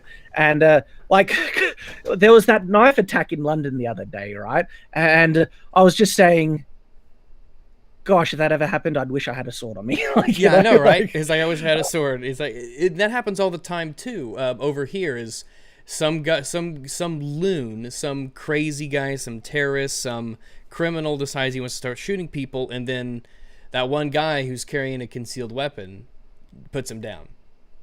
And I find interesting. That's that. It happens over here. It's actually quite common that crimes are stopped. I was surprised how common it was, because that is never reported in the media. It's never in the media. It's never in the media. Absolutely not. No. But I found this YouTube channel just talking about active gun self-defense or something like that, and you're showing video after video after video of armed citizens successfully stopping robberies, Yeah. muggings, and everything like that. Absolutely, yeah. And I was like, it's just something that and you're right. One of the things, of course, the media here in America is for the most part very left leaning. So when you have, like, I was shocked when the Washington Post reported that, Antifa assaulted right-wing protesters. Like, I was shocked that the media actually reported that. But over here, like I have a concealed carry license. So you take a class, they do background checks, you buy a gun, and you could carry it concealed. In some places, you don't even need a license to carry a gun on you. In some places, you can have it open carry so that it's visible to everybody. Some places, it's conceal only, so it's hidden from everybody. But it's a big responsibility, of course, but it's something that's definitely, it definitely is peace of mind. If anything else. Yeah. Well, that's where I see the value in it. Like if I'm a father and I want to protect my family against anything that could happen, and because this is the thing, like I've shot guns before, and not like the video games, are they? but in real life, guns do frighten me, and perhaps just because that's an unfamiliar, I guess, a result of unfamiliarity. I haven't handled them enough to feel confident or completely. I think that's probably it. I think that really is probably it, because over here, guns are just, we have a gun culture in the United States, and guns are just it's just, the more you get used to it. I mean, it's like riding on a horse, It's like the first time you do it could be super scary, but then you're like, oh, okay. Oh yeah, I was intimidated by motorbikes before I started to use them properly, and it's the same with swords. Like I can pick up a sharp sword and not a problem in the world, and so I think that really is probably it. It's a level of familiarity I have with it, and so even though when I think about guns, there is that intimidation factor for me because they are something to be. They are things to be respected. Absolutely, yeah. That's the big key. Is one of the problems is that a lot of the times kids are taught to fear them. They're taught to be afraid of them instead of teaching them, this is what they are, this is what they do, and here's how you're safe around them. They're not this strange exotic thing that this is part of society, and this is part of the world, and as long as you just follow these basic rules, you're fine, and this is how we use them for good and not bad purposes. Yeah. Don't teach them to be afraid. Familiarize with them. Maybe that was the way that. I mean, I imagine the same. And I bet the same thing happened back in the day too, with swords and armor and battles and knights. Interesting. I've found a correlation, an interesting connection between violent video games and a practice that they did in the medieval period. And so one of the prominent things that knights did, and they would take their sons to do this, was the hunt, the classic medieval hunt, where they'd go and hunt a deer or a boar and other things like that. Yeah. And that's a really important role in training and preparation for combat and knighthood, learning how to run down something from a horse with your lance and other things like that. Yep. You needed to practice against a living thing, so that was the first very important thing. Riding, also being out on campaign, learning how to kind of live while on the march and stuff like that. So while you're on the hunt, you have to rough it and stuff. Mm-hmm. That was important. And then it was getting their sons familiar and comfortable and accustomed to the sight of blood. Yeah. And that was the other really important role.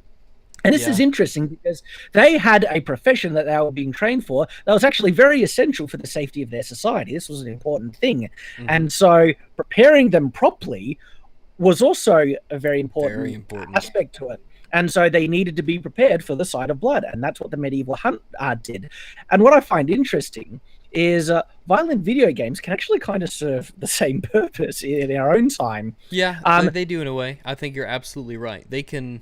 I think they can do that to a degree. Yeah. But I'll tell you what, it's like one thing though. It's few things, but whenever I go to the range and I go shooting and stuff, it's the smell of gunpowder that really just kind of reminds me of how real it is. It reminds me of, what's weird is like, it reminds me about how much I really, really, really don't want to get shot is when I smell gunpowder. Because when you shoot rounds off, you smell that burning in the air. of the rounds. Yeah. And it's like the smell of a horse, for instance. A lot of people have never smelled a horse. A lot of people only know horses through movies and video games, especially movies, where horsemanship looks so easy. And just imagine all that goes into taking care of a horse and learning how to ride it. All that goes into keeping a saddle and keeping the health of the animal up. It's crazy. It really is.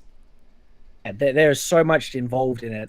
And this is bringing up to my mind an interesting thing that is related to, in terms of violent video games, the hunt, and other things like that, is the fact that the inclination that guys have to be attracted to weapons. Like, if you have a look at every in weapons, guns, swords, and everything like that, my subscriber base is 90% male. Now, the 10% of the females who are my subscribers are awesome.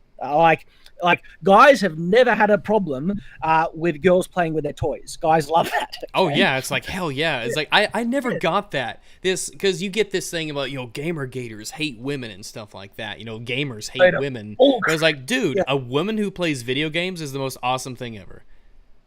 It's like this is something that we can connect with. It's a hobby and a passion that we share, and we could always talk about it, and we could play it together, and we could. It's excellent to have, because there's few things are worse than having a chick that you kind of want to like, but you have nothing in common. Because it's a drag. It's like, what do we talk about? I don't. It's like, what do we? Why? What am I? Yeah, this is dull. So the idea that guys are trying to say girls aren't allowed to enjoy comic books or video games or swords or collector card games. I don't know if that person exists. I've never seen anyone like that before, ever. Like the nerd, I'm a nerd, right? And our reaction for a hot girl coming into a comic book shop, like, hell yeah, make sure she never leaves. Exactly, right? It's the biggest straw man in the universe is that, like, gamers and nerds hate women. It's absolutely ridiculous. Stupid, right? And so just kind of coming back to the weapons thing, that predominantly weapons are enjoyed by guys. But there's an important reason for that. I actually think it comes into healthy male emotional health, right? Mm-hmm. And that is that, like, men are engineered to be providers and caretakers. Yeah, we're competitive. And so guys are object oriented, and this like, people can try and debate it, but science is very much against them when they say guys are object oriented. Well, you don't work for Google, do you? You better be careful now. Oh yeah. All right, you better cut the stream off there real quick. And women are people oriented. There's a lot of truth to that. Of course, there are exceptions. It is, yeah. Generalities. This is how it works. The aggregate, there are trends, yeah. Guys are object oriented. This manifests in the things that we like. We're guys, like, there are more guys collecting stamps for than there are women. And in terms of collecting things and weapons, interests, and other things like that, this is all related. And so guys develop naturally a sense of ownership over anything, which is a healthy thing. And my wife owns me as much as I can say I own her. But when guys start, because guys like to accumulate stuff, we're very thing oriented. We like to accumulate resources, get a bigger house, get a bigger car, get a bigger anything, get a bigger sword, get a bigger gun. Very career oriented too, yeah. Yeah, exactly. Get a bigger career. And so once we get these things, we are naturally territorial and protective of them. We want to protect them. And this manifests in an interest in weapons in a lot. Like, I was surprised how instinctually protective I am of my wife and my children. Like I would jump, if I could save their life by jumping in front of a bus, there's no question, bang, do it. Like I am here to protect my family, right? And I was surprised how strong that instinct was when I got married and after I had children. And so the outlet for this, the thing that helps encourage this, right, is actually having an interest in weapons, whether it be guns or swords or other things like that. Because if we then start to feel competent in being able to protect ourselves and stuff like that, we actually end up feeling more healthy emotionally and stable as a man. It's so good for self-confidence.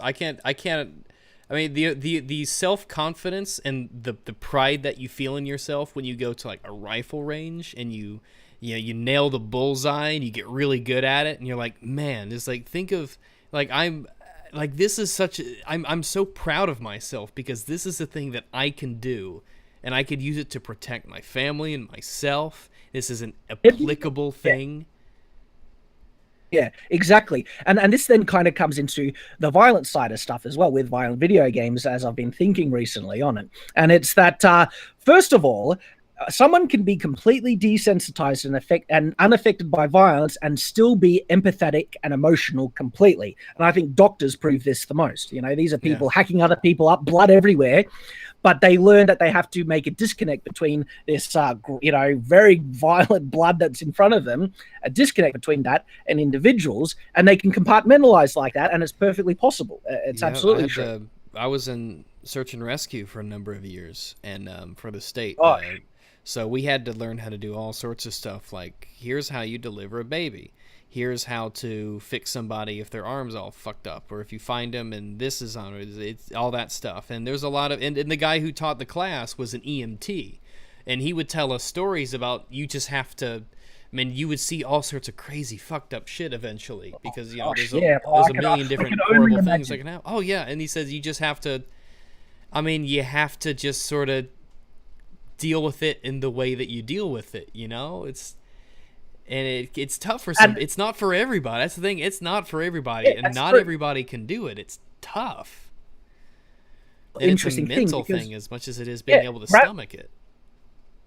Violence and injury can affect you quite emotionally a lot as well. And so I wonder how much help playing violent video games can actually help you handle violence in real life. If you get, that's why they did the medieval hunt, to get the kids used to the sight of blood and stuff like that. I'm curious too how much it helps. Don't believe that playing violent video games or anything like that does not create violent tendencies in people. That's a load of bull. Yeah, a load of bull. Yeah, that's absolute garbage. But what it can do is it can desensitize that emotional shock and impact that can lock you up and make you unable to act when you're suddenly faced with some real intense stuff.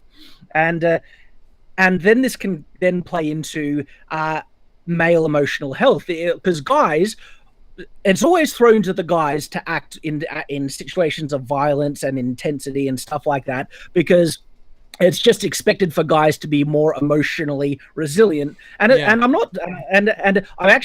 not fully convinced guys are more emotionally resilient to trauma or anything like that. Guys can be pretty sensitive stuff, but the way we deal with it is different. We usually internalize our emotions and try and deal with them. I think we're kind of societally almost expected for us to do that too. I think there is some truth to the idea that it's not necessarily healthy for us to be telling males that they aren't allowed to show emotion, or that they're not allowed to, or that it's emasculine for us to to be emotional. I think letting stuff, because eventually it's like a lot of things. If you pin it up, it's just gonna eventually it could turn out bad if you don't give it a good outlet. If you just don't let the lid off and let it out. And I think video games are one of the ways that you're right. I mean, that's how we do it. That's how we let out that aggression. And it's important because I actually feel that there's a reason why so many guys like video games for these very reasons. This is actually important for male emotional health, and it really does. Like, absolutely, when I am stressed, I need to play a video game. That's what Dota does for me. Yeah, it really lets it out. It's crazy how much it's kind of strange just sitting in a chair, moving your wrists, and looking at a screen. How much pent-up energy and angst just that with such little actual physical movement can do. It's in your head so much. So, far from attacking video games as a negative influence on society, I was like, no, it's actually quite the opposite. Video games are serving some very important, roles in not just for guys. I'm sure girls can find value in this as well. But I'm a guy, so I can reflect on how it helps me in life. Mm-hmm. And video games are awesome. They're great. Same with having an interest in weapons, guns, or swords, or whatever. They all actually, they help. They're there to, help a guy either deal with stuff or feel more like a guy. And a guy that feels more like a man, in my mind, is a man that is more emotionally stable and healthy and is able to do the things that he is required in life, whether it's to work, to support, just to live. The amount of, and when you talk about, as we've been talking, I've just kind of been, I've got the Kingdom Come Deliverance Steam page up, and it's kind of just cycling through the images here. But it's I mean, it's just kind of interesting to think about things like just kind of putting yourself in those scenarios, because the way we let out aggression now and the way we let out aggression back then, it was just it's so different. It's different how we did it, but the need was always there. Like, how much has really changed on that bestial level of human nature? Back to kind of what we were talking about, how difficult we would find going into, like, say, medieval combat like that. Man, but for them, because for them though, it wasn't nearly as difficult as we would find it, because we've been conditioned to approach and to look at war quite differently, to be traumatic, and that's mainly because we teach. I mean, even we're taught violence is bad. It's like, violence is the last thing you should ever do is hit somebody. It is the last straw is to be violent. Is like, what's strange is that we've turned that into we've turned stoicism, in the face of aggression, into a virile trait. Like, it is manly for you to control yourself and to show self-control. Like, when we look at a guy who's always fighting people at the slightest provocation, who always solves his problems with violence, we think he's childish. We don't think he's manly. It's so strange how we kind of take that, and as times change, it's almost like it's flipped in a way. Interesting. Like, one of the interesting ways how guys can sort out their problems is to have a bit of a fisticuff. Like I had a guy in school that I had issue with him all through, high school. He teased me, and I was really getting my thing, to the point where things kind of snapped, and we got into a bit of a bash on. And after it, we were great. Yeah, men can do that. Yeah, absolutely. I went to a private school here in Arkansas, Catholic school for boys, and it's one of those kind of old school places. And I'm glad I went. I'm absolutely glad I went. It was really actually a good place to go.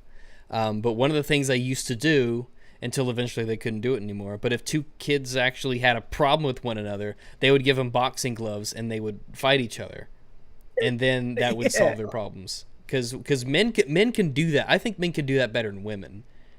I think women could be downright fucking vicious to each other, but I mean, I think men could fight each other, and like, they could just let it all out and be friends. Like, men could get into a fist fight and be drinking buddies later the same night. Like, I felt, because literally, like, this guy, we hated each other, right?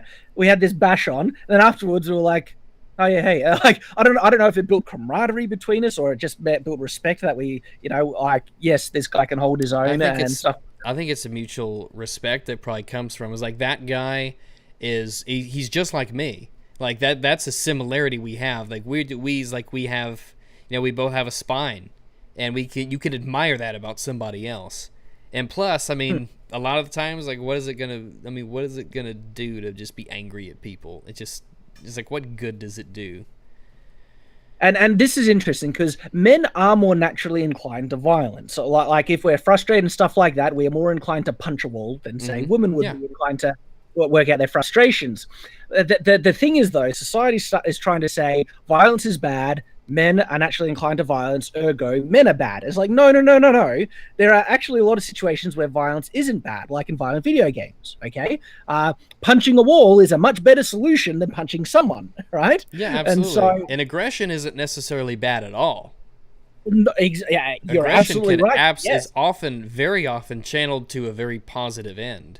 You could be aggressive in anything, from your career to sports to anything in between. Being aggressive in your career and your pursuits in business and stuff like that can be a very positive and needed trait, like aggression. And so to say violence is bad is a villainization in my mind of men, and it's not. It's horribly counterproductive to stability in society in my mind. It's the wrong type of violence is wrong, and the right type of violence is right. And I don't know, where did this whole white male thing come from? Where did it come from? It's like, you wonder why. I mean, you wonder why you have there's sort of this little resurgence in. First off, I mean, it got a guy like Donald Trump elected, right? But you constantly, this vilification of males, this vilification of white people. It's like, where the hell did that stuff come from?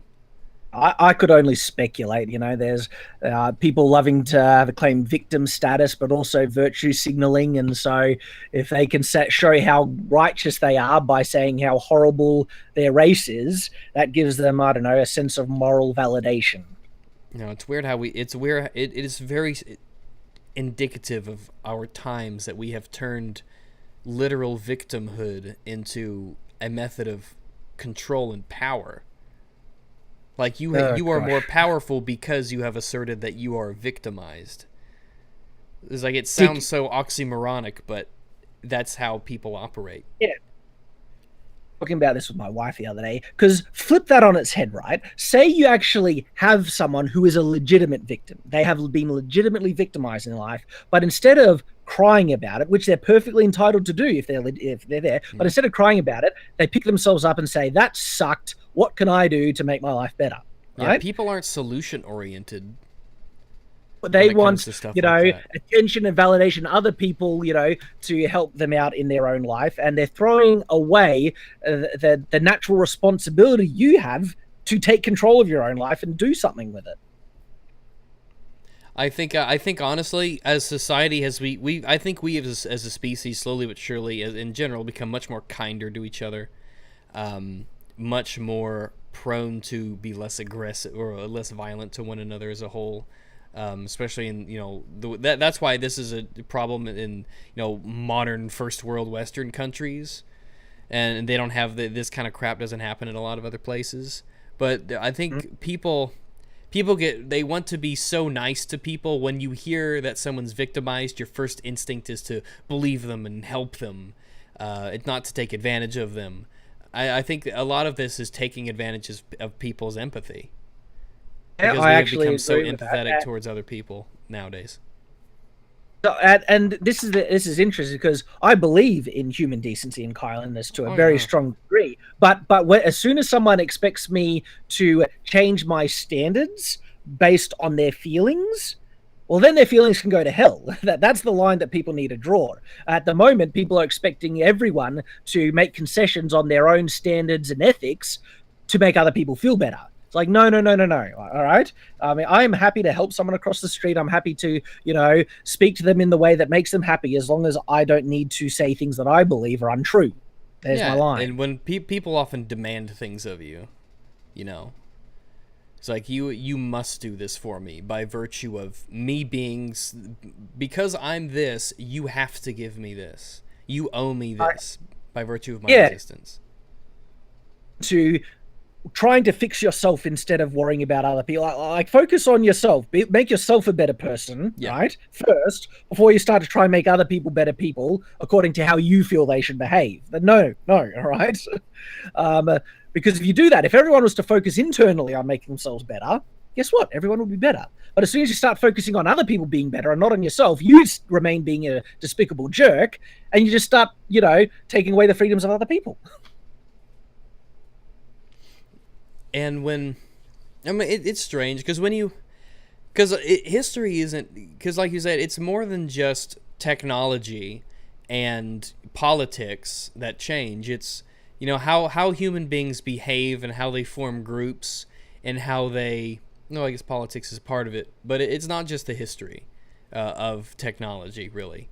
It's the history of how people cooperate and how they Yeah. deal and how they um, form groups, how they socialize with one another.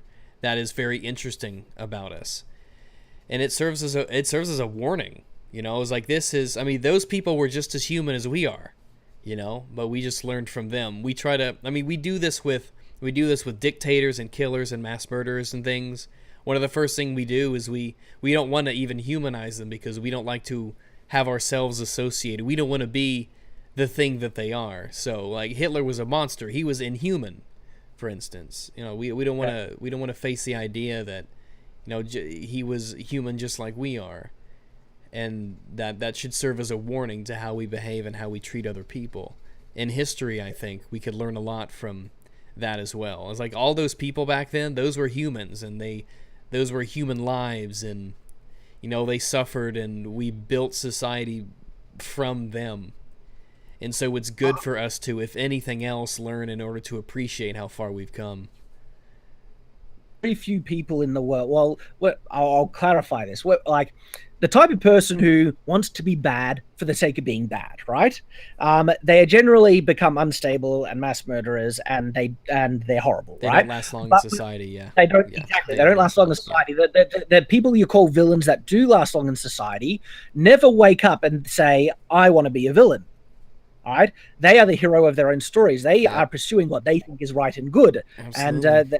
this is where the truth comes to the saying: "The road to hell is paved with good intentions." And this does apply to Hitler. As horrible as he was, He thought he as was the good horrible as guy. he was, He thought he was doing the right thing.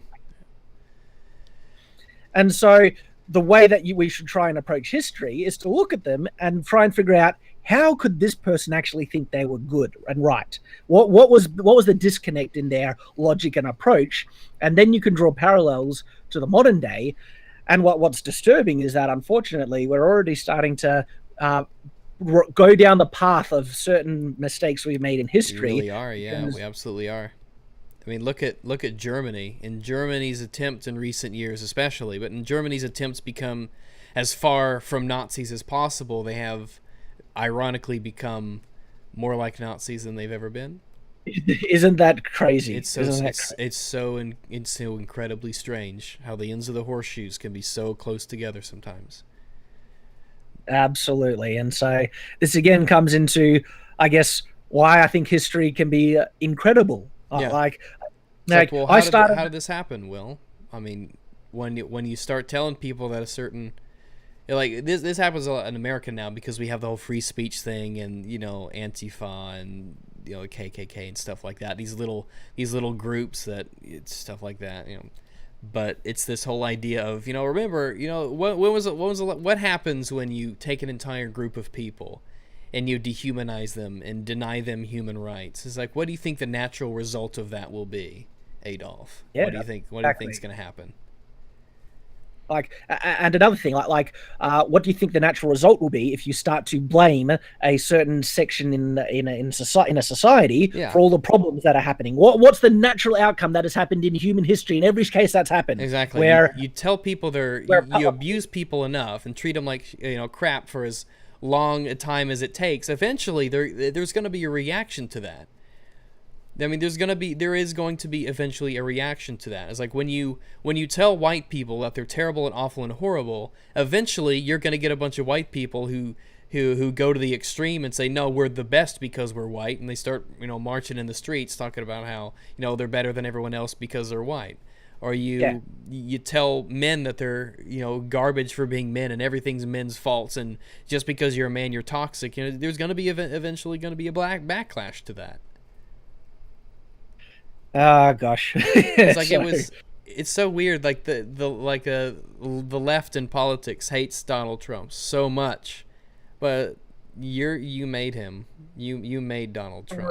You're the one. He's a reaction to you. Yeah, you're the one who created him. You're the one who created it's like everyone loves Obama so much out around here. Well, I'd say everyone. It was like he was so good with the media, so good with the press. He had such good PR. But there's a reason that after 8 years of Obama, we got Trump.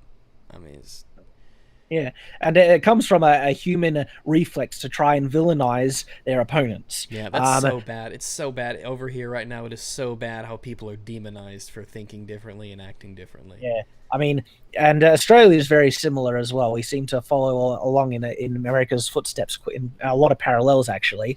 And yeah, people who lack the intelligence to approach an argument. So the best way to defeat that person then is to make them a despicable person. Yeah. And if they're despicable, evil, vile, therefore they must be wrong. Exactly.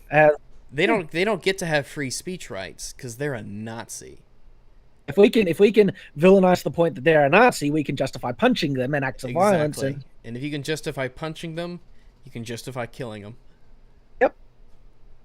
So we have already been warned by things in the past. So let's just hope people can wake up. It all comes down to understanding that none of this is new. None of this is new. It's all happened before, sometime, somewhere. And we know exactly what the results are. And so history, people. It's like, because I it's interesting. Like I was drawn to history because of swords, and but my passion for swords wanted me to learn more about them, where they came from, their context, the time that they were used in, which then got me to learning about the culture and that time. And now that's starting to extend for me to have a deeper appreciation for just other historical periods as well. It just grows from there. History really is, it's insanely interesting. It really is. You take all the cultures of the world is because and we do it today, we just don't notice it as much. But, it's trial and error. Everything is trial and error. Like how did other civilizations in the past, so long ago, how did they learn and better themselves and what did they do as a response to this and how did they behave? How did they live? Cuz, they is us, really. So, I mean, we can Absolutely learn a true. lot about ourselves now. Yep. And how did they fall? Like, is a very significant topic. Like, what caused political unrest? What caused uprisings? What caused, the overthrow of the governments and stuff like that? What caused empires to fall? Mm-hmm. Important stuff to understand. Very important. And it's just good for a healthy imagination too, because that's why I say that I reject the idea that movies and games kill imagination. If anything, they set a template for it to just flourish. Really. Absolutely, yes. The movie that got me into like heavy into medieval period. It was Robin Hood, Prince of Thieves with Kevin Costner. Right? I know that movie. That's a great movie. Yeah, I was really young when I watched that a lot. I know exactly what movie. Yeah, with Morgan Freeman. Just like, yeah. I went nuts for that movie, and so as a result, I was playing with bows and arrows and swords and everything like that. And that movie served as a very powerful catalyst. Yeah.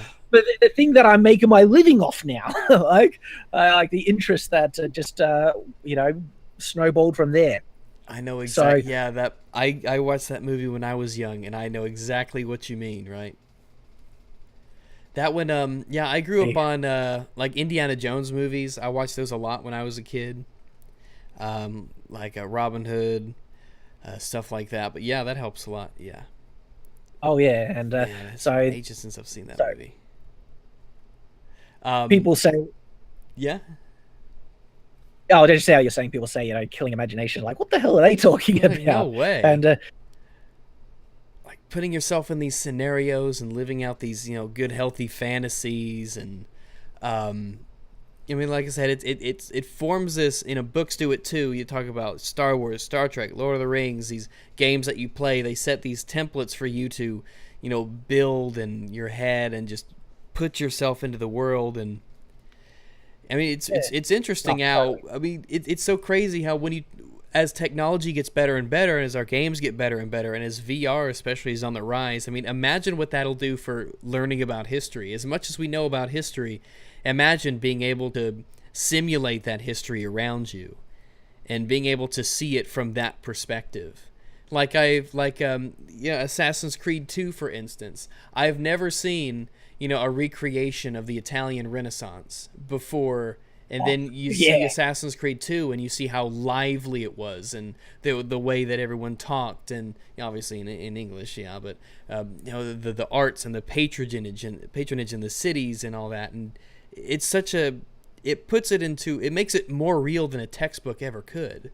Yes, and in fact, I actually feel it's because of that reason exactly that people who do depict historical times actually have a responsibility to try and do it at least a little bit accurately to some level, because most people, whether they're aware of it or not, actually become educated from these periods through movies and TV shows and stuff. They don't feel a need to go out and actually study those periods.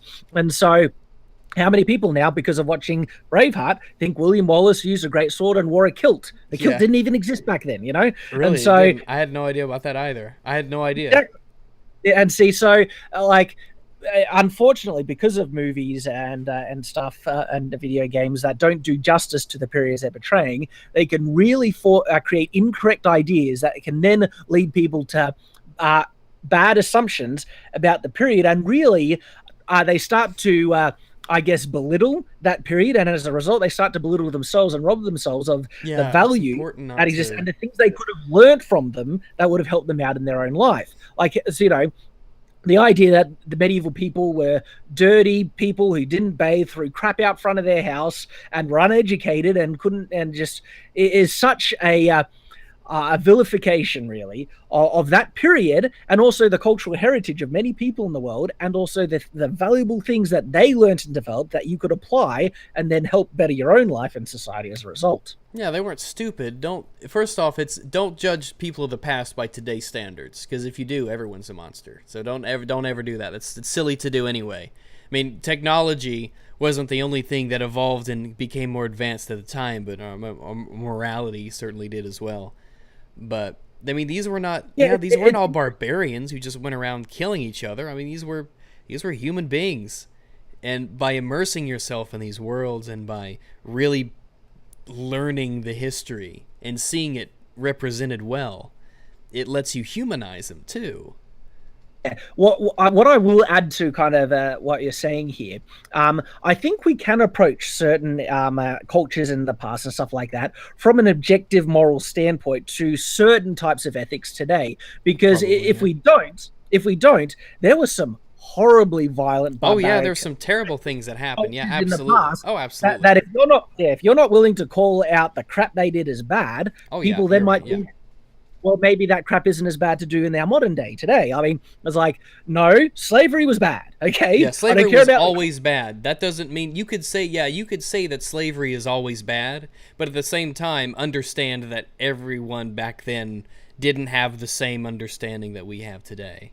And so to call someone who had a slave in the period inherently evil for having a slave is a complete retardation. That's a terrible thing to do. Yeah, as well, because as offensive as people might take this statement, there are a lot of people who treated their slaves really, really well, and they were actually good people. But to them, slavery was an element of society, a normal element of society, and so you can slavery is bad. You can absolutely say slavery is bad, but then also saying that everyone who practiced slavery was bad. Yeah. That's not a logical bridge that you can make with validity with justification. You can absolutely say that as someone who treated their slave really well and respectfully is morally superior to someone who treated their slaves like garbage and beat them constantly. People that even married their slaves. Human beings can still empathize with one another. People even married their slaves, and then they ended up not being slaves, being the head of the house with their spouse, who then had slaves as well. Because remember, slavery is not necessarily racially based. And for a lot of history, it wasn't. It's like, you're a slave because we beat you in battle. And it's hard to believe, but, Sargon pointed this out, actually, once. He said slavery was actually, at one point, slavery was a moral development. It was a moral improvement. Because we didn't always have slavery. There was a point in time where you just killed people. And as horrible as slavery is, it's a step up from just slaughtering them where they were to let them live in slavery. It's such a crazy thing to think about for us now, though. Yeah, exactly. And I also feel credit absolutely needs to be given to one of the only cultures that of their own volition saw that really good. We should kind of stop this. This wasn't an uprising from the slaves that overthrew the ruling class. This was a culture that was developing morally and saw, let's try and better ourselves. It was the British. The British got rid of slavery, and I mean, the slavery exists today. Like, there are places where slavery is a thing. Yeah. So if you want to continue to vilify, the white colonial British or whatever, when they were the ones who voluntarily gave up slavery, the moral development it takes to do that really is astounding.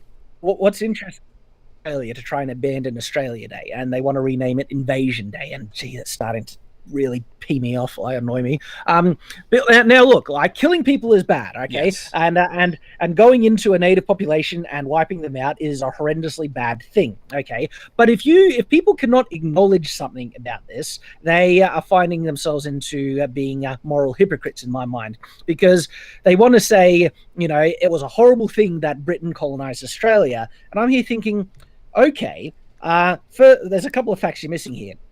Every large empire throughout history it had expansionist efforts. Okay, and so if Britain wasn't the one to colonize Australia, it was going to be someone else.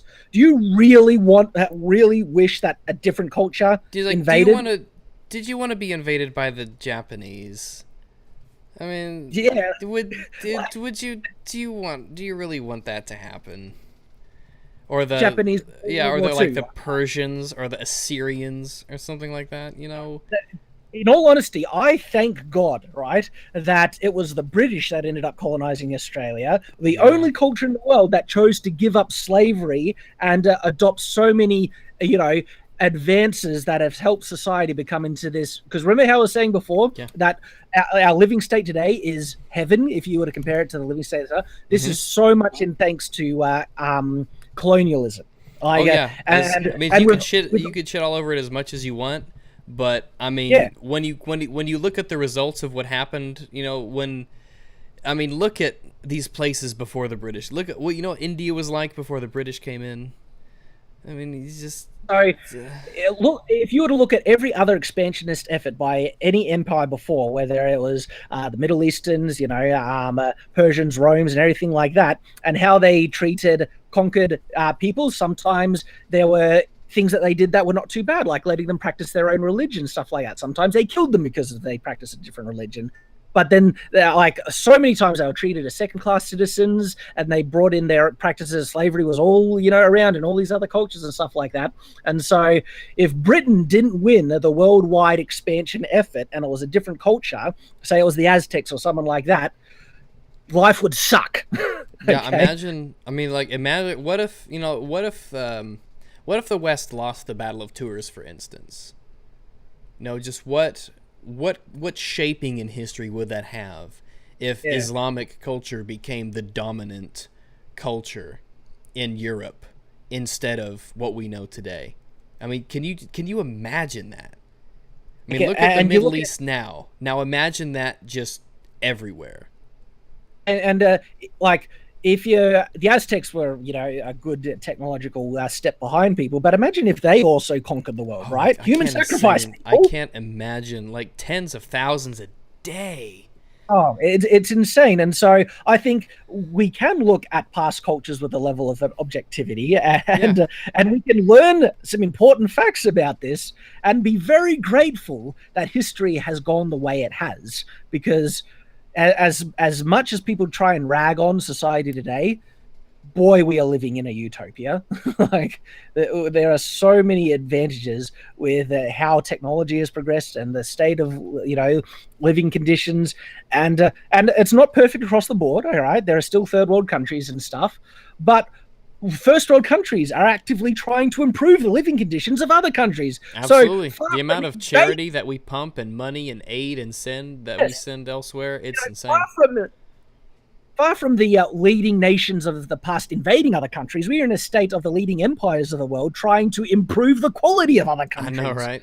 It's insane how things change. So thank God for these things in the world that. And it sounds so weird to say. It sounds so weird to say, but think of the African American population, the black population in America. It got here predominantly because eventually, the slaves became free and they spread out everywhere, right? I mean, when you think about it, it's kind of worked out to your benefit that your ancestors were enslaved, as weird as it sounds. Because look at where you are now as a result, and look at where you could be. Because it's going back to what we were saying before. We are not saying that slavery is good. Slavery is horrible. Slavery is terrible and horrible and awful, but it created, as a result, a lot of good things happened as a coincidental result of it. I think, it's an interesting matter. Should be made, It's so weird to think about, though. And it's just a matter of learning about history and looking at things a bit objectively and actually trying to weigh up the pros and cons. Because, yes, a nation invading another nation is bad, all right? All nations did it. So we should be pretty grateful that the nation that ended up just laying the foundation for so much freedom that we have in society. Yeah, it's a very interesting way to think of it in my mind. So, I mean, when you have, Rags justifying slavery in the chat is like, sure, yeah. Think of the Native American population of North America. It's terrible how many died. It really is. It's awful. It's terrible the genocide that occurred when, smallpox and diseases and the encroachment of the Europeans into. I mean, yeah, it's terrible stuff that happened, and here we are. And the other thing is, like, trying to say that, having a desire to change history, right? There are some horrible, not only tragedies, but atrocities that have happened in history. Absolutely. Which are horrible, okay? The thing is, though, change history is also an extension to that, saying you wish you weren't born, because you are here as a direct result of what has happened in the past. Like, exactly. To create the situation where your mummy met your daddy and stuff like that is a direct result. Look at the influence that, the United States and Mexico, Canada, especially the United States, has become, a global superpower. It has spread everything that it does. And just look at the influence that the United States of America has had. But in order for it to get where it was, unfortunately, terrible things had to happen. It's just like every other country, and it's not exclusive to the U.S. either. But it's interesting to at the same time say that it's terrible what happened to like the native population. To go back and say in a strange way, on a global scale, a lot of positive things happened because of it. It's so strange, that duality of terrible things happening and leading it to the results it did. Matter of being grateful for all the good things that exist in the world, and there are so many other ways in which history could have played out where we will not have these good things: freedom, democracy, medical technology, health, comfort in our lives, and stuff like that. And you're right, and there are places in the world who don't have those things that we can look at and tell ourselves. Yeah, it is a tragedy, but I mean, but this is why I give to charity. I actively do. If there is a situation where you can make even a part of the world into a really prosperous state, you put that part of the world in a state that can help out the other parts of the world. And if there was a different situation where no part of the world was able to be prosperous, guess what? No one gets better. Exactly. This is why I it's going off another tangent, just the attack on the rich and stuff like that.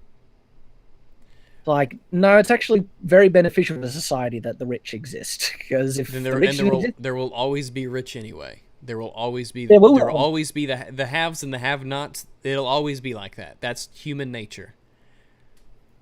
But you can either, like the mentality of rich to make everyone middle instead of poor to middle. Is counterproductive. Why don't you want to make the rich richer and the poor rich as well? Make everyone rich. Oh yeah, and that's a better outcome in my mind. That's what's been happening. Is like everyone's getting richer. Who cares how rich the richest people are? Everyone's getting richer. I mean, the bar is consistently getting higher and higher. It's like, let the rich be as rich as they want. It's fine if they're not hurting anybody or breaking any laws. Let them make all the money and have all the cars that they want.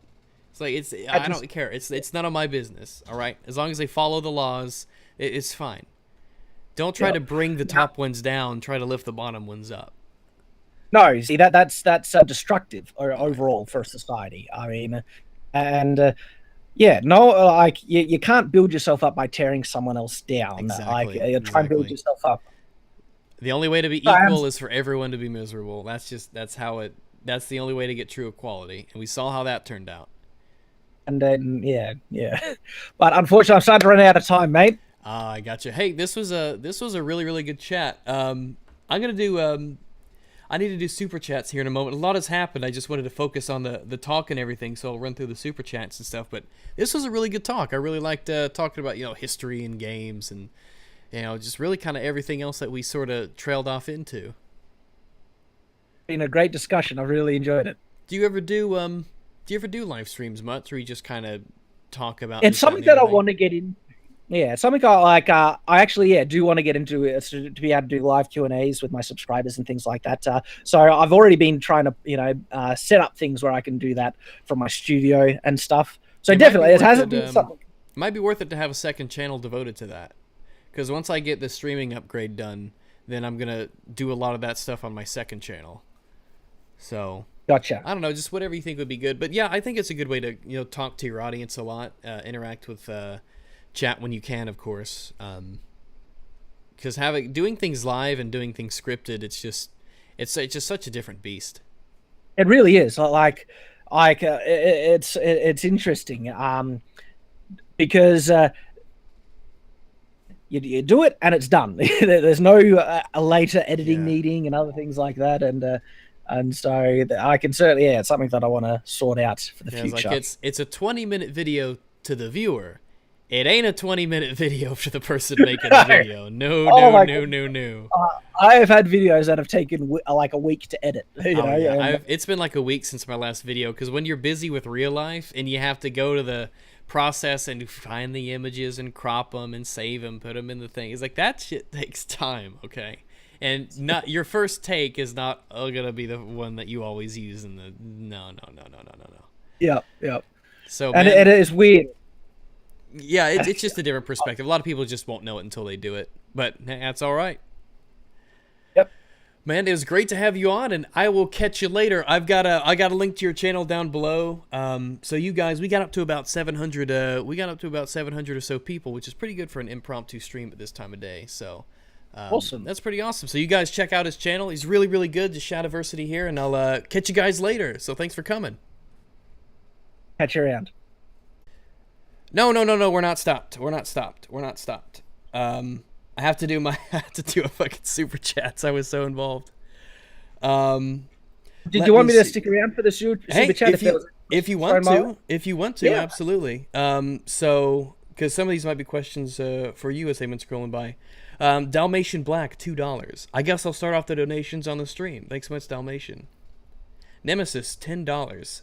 Hey, Rags, hello from Houston in the thick of Hurricane Harvey. Shit, you're in Houston right now because we got the hurricane down there and it's getting poured on. I don't know if you've been paying attention to this hurricane that's hitting Texas over here, but it's been pretty crazy. They're getting it's floods. It's crazy to listen to on the news. Just to see the water and the rescues and boats down the roads and things like that. But Nemesis, thanks for the $10. But I hope you're doing okay. Don't stick around if you don't have to. They said more rain would be on the way. It's about to get up here, and we're about to get some rain up here in Arkansas. Flippant Solutions, $2. Play Destiny 2 tomorrow, you fur fag. That's actually my intention. That is my intention to play Destiny 2 because the open beta's out tomorrow. So I will give that a try. The Fireborn 364. Rags, will you do a thoughts on Dishonored 2? I might do that because it's a good game. I really like Dishonored 2. I really do like Dishonored 2. That's a good game. The studio that does it, Arcane Studios, they made Prey as well, and that's another really good game. It's one of those open-ended sort of stealthy games where you have multiple solutions and pathways, and they do a good job at it. Dishonored 2 especially has a really cool world that's a steampunky Victorian kind of industrial revolution sort of look to it that's really interesting. Gilly, $5. The Penetrator from Saints Row was the best melee weapon of all time. Felt like something I would use. I assume I know what that is. It seems to imply something, doesn't it? The Penetrator is, it's about what you expect it to be. Yeah, you are exactly right. The thing that first came to your head, it's that. So thanks for the $5, Gilly. And we will play Dark Souls later. Don't worry about it. Dalmatian Black, $2 more. Being good in Dirty Bomb is being good at proxy mines. There's some truth to that. Mr. LMG, who also, during the stream, Mr. LMG bought me Dragon's Dogma, actually. And Mr. LMG has been really, really nice to me. He's given me a lot of games in the past and donated a lot of money. So Mr. LMG he's a super fan. He is going to end up stabbing me in my house and wearing my ear on a keychain at one point, I think. But thanks very much, Mr. LMG. A50, I think, is that Australian $50. Love this history class. Yeah, it is. It did turn into a good little history class. We talked about games and history. Because I don't really get into that on my channel. I don't really talk much about history, but I have a really big interest in it. So it's good to be able to talk about stuff like that. That's another thing that streams are good for. Kind of branching off of what you normally talk about, because Oh everyone yeah, has more than one interest. So yeah, we don't have to talk about video games and social justice, you know. yeah, the two things that don't often come up on my channel. Video games more so, but yeah. Let's see, Pyrrhus, $10. This is so awesome. Here's $10. Well, gee, thanks. That was awesome. Absolutely. Maybe we'll do more. Maybe we'll do more on his channel. I don't know. It'd be really good to kind of talk about stuff. And if stuff is ever topical, that's what's also good about live streams. You can do them quick. So if something topical ever happens, you could just boom, do a live stream about it. Really. Bugsy KWT, $5. I love your videos, Rags. I switched to the PC because of you and Bullet Berry. I am enjoying the stream, and I'm going to check out Shadiversity. Yeah, boy. Yeah, guys, check out Shadiversity. Absolutely. If you like guys like Scalagrim and Lindy Beige and stuff like that, you'll probably really like Shadiversity. He has a very good voice to listen to. You don't sound Australian, by the way. Oh, don't I? I take that as a compliment, actually, because the Australian accent is horrendous. I admit that. So? I'm Australian, and I'll admit that. Oh, look, we say water. Water. Go get our water. Water. Water. Vegemite. Vegemite. Well, how come you don't have the accent like everyone else does? TV. Huh? Too TV? much TV as a kid. Oh, okay. Well, that's what fair enough, I guess. I guess. Because I know like Top Hats is Australian and Fringy is Australian, but you don't sound anything. You don't. Yeah, I have a really muddled accent. People have a lot of trouble picking it because it's not exactly British. It's a little British, not exactly British. There's a little New Zealand, exactly New Zealand, Canadian. And people have no idea.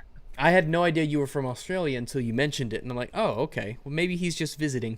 Who do you think I was from? I didn't even hazard a guess. Honestly, I didn't even try to guess. I didn't know where the hell you were from. You could have been from Mars for all I know. Let's see. Exploration Station, $2 Australian. SJWs would be pissed off at this logic. Yeah, he said that when we were talking about history and slavery and colonization. And they would. They would get super pissed off at it, and I understand why. It's because people conflate, like talking about slavery and talking about colonization and stuff like that. People conflate saying that really good things happened as a result for everybody because of those horrible things that happened in the past. Some people just, they can't separate the good and the bad, and so they try to conflate it and put it all together. But it's important to make that distinction. Sometimes terrible things can lead to good things, and that's just how it is. You just got to be objective about history and facts and stuff. Yeah, there's a level of pragmatism you have to take when you talk about this is what happened, and this is what happened as a result of what happened before that. Sometimes bad things create good things, and sometimes good things create bad things. That's just, I mean, hindsight's always in 2020, and that is a luxury that we have when we look at history that they did not have while making history. Let's see. Aldito Hernandez, $2. Damn, Shad, I didn't know you were so woke. So I've not fully come to understand what woke means in common language. What we woke is a word that I think it came from social justice warriors. Eventually, kind of in social justice advocates, those types, they would use woke as a expression for someone who, I guess, they like realized their privilege, or they realized something, oppression, this, that, and the other. So now we mock him by saying you're woke. We kind of stole that word from him, I think. So I'm sarcastically woke. Oh, you're so woke. You are so woke.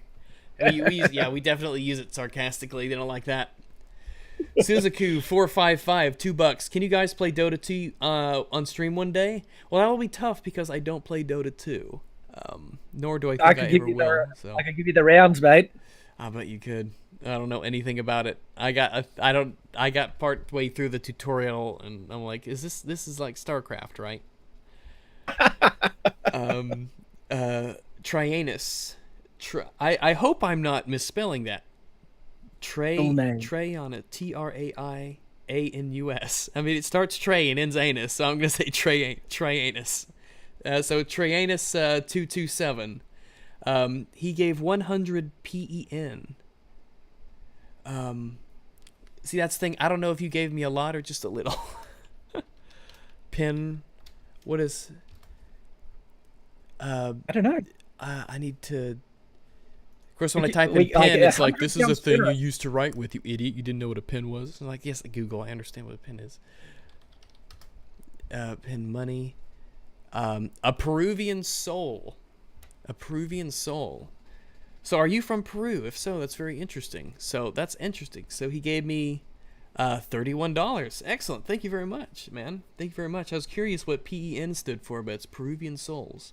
He's asking, do you think with the current state of YouTube, creativity will be further stifled for most channels? I think absolutely. Have you had any problems with YouTube? I've uploaded a video an hour and a half before coming on the stream, and it was demonetized before I even published. Really? Which one was it? It's a reply to another historical YouTuber just saying, "Hey, you made a great video." That's the Knowledge Hub.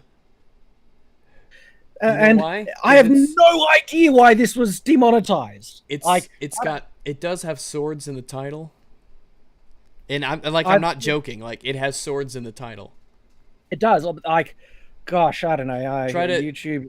Next time you want to because the way that it works is, like, if you have an image of a gun in the thumbnail, it'll demonetize it. If you have too much skin in the thumbnail, it'll demonetize it. Like, the bot that they use to find out what is and isn't advertiser friendly is insanely sensitive. And it's like that's why there are tons of videos that get demonetized before they're even published, that get demonetized and there is nothing bad about them at all. I mean, there has been the pictures of people's faces and it picks it up a certain way and it demonetizes them. Yeah. Or it has the word gun in the title and so it's demonetized, and it's bad. It has gotten bad. YouTube is currently having a seizure, and it's either going to die from it or recover, and so we'll just have to wait and see. Because I'm on the side that it will eventually recover from it, because the backlash is getting huge. I mean, like, the backlash against YouTube, nobody's liking it. There is not a single person in favor of what's happening to YouTube, because, I mean, the people who cried for censorship, they got censored too. The people who cried for others to be demonetized, they're getting demonetized too. It's hitting everybody. And it is hitting all sorts of people. For just some people's entire library is getting demonetized, and it's. I do think it will get better. I think YouTube will eventually, because Google, ideological as they are, the bottom line and the image that they have is eventually going to get to a point where it's more important. I hope I'm right, and if not, then somebody else will take up the reins. I don't know how long it'll take or if it'll happen, but that's what I hope it'll get the case is. Yeah. I hope it'll get better. I've heard that the algorithm, the flagging algorithm that's demonetizing everything, it's supposed to be a learning algorithm. And so the more videos it gets demonetized, but then those videos that get approved based on human review, the algorithm is supposed to learn that, okay, these kind of things. The human reviews don't seem to be much better, and that's what's worrying a lot of people. Like, like a lot of times you'll get messages that that a video was confirmed by manual review to stay demonetized, and there's just nothing. I mean, the most innocuous and soft videos you could ever possibly imagine. And I haven't been hit by it at all yet, but now I know to be very careful with my titles and very careful with my thumbnails. Animals seem to be safe. That's the thing. I think what's saving me is the dog is what's saving me. Good animal avatar. That's what people, if you're having troubles with YouTube monetization, pick an animal and just go with it. It's so easy for editing too. But Pepe is going to be my avatar. He won't get Pepe will be your avatar. That's right. Pyrrhus, $5, $5 more bucks. Yeah, thanks very much, Pyrrhus. Thanks very much. Suzaku 455. I'll pay $100 to play Dota 2 on stream one day against other players. You could do that now if you want. I mean, you could stream Dota 2 all day against other players if you want, and you don't have to pay $100 for that. Let's see, Daniel. Oh fuck! How come your last name is so fucked up? HYRCZYK. The only vowels in your name are Y's, my dude. You're gonna have to bear with me. Daniel, Hirzik or Hirzik? Correct me in chat, but I think I'm gonna go on Hirzik or Hirzik. Hirzik. Canadian $11.99. Love the stream, hoping for more in the future. Also loving Vermintide ever since you recommended it to me. Yeah, that is a good game. That's a pretty good medieval game if you're into Warhammer stuff. It's a pretty good melee game, actually. It's like Left 4 Dead, but with a melee focus in the Warhammer universe, so that's a good game. Okay, I'll go have a look at the trailer. Yeah, take a look. You fight the Skaven are the enemy, so you fight off hordes of rats, and it works really well. Suzuku455, $2 more. Thanks very, very much. And Pyrrhus, $2 more. Historical drunk stream. That would be a thing to see. I would find it a bit difficult because I don't drink alcohol. Oh, history. And let's see. Z makes the ch sound. So, Hirchik. No, it's CZ makes the ch sound. So, Hirchik, I guess. It's Hirchik. Or Hirchik. Polish people, your names, you need to be colonized by Britain, I swear. Let me see, last name's Polish. Yeah, that's weird. You need to just get a better name. That's crazy. But thanks very much, though. I tease, of course. I think it's Hirchik or Hirchik. Suzuku455, I meant play Dota 2 with you on stream. I don't care for Dota, man. I've told you, man. Dota is not my thing. I'm not into MOBAs. Rags, do you remember Elite last stream with Infinite Retro? I don't, Elite. I'm sorry, I don't really. But I'm just gonna stick around and read the chat for a little bit if you need to head off and do anything. But I really do appreciate you coming on. It's it's a pleasure, mate. It's good to have a chat with YouTubers that I like. It's been a pleasure. Thanks for inviting me. I've been honored. All right, yeah, we went for like 2.5 hours. Holy shit. That's good though. I'll give me a holler if you got my Discord, my email. Just send me a message if you ever have anything in mind, and just send me a note if you got something in your head. Will do, mate, and all the best, and thanks to your viewers as well for coming in and having a watch. You bet. I'll see you later. See ya. Ciao. Yeah, I like him. Let me see. Remember me, the animation guy? If I can. Oh, I remember you. I remember you, Osfox. Elite Ace. Can you be more specific? I was with the Infinite Retro debate. I was really focused on the debate. Actually. Hey, Rags. Hello, Striker. Hello. How you doing, man? I'm doing good. We're live, by the way. I'm live. Oh, we are? I'm streaming. Yeah. Hi, stream. So I'm just gonna read channel. I might actually pop out of the might pop out of the Discord just so I can read chat and everything.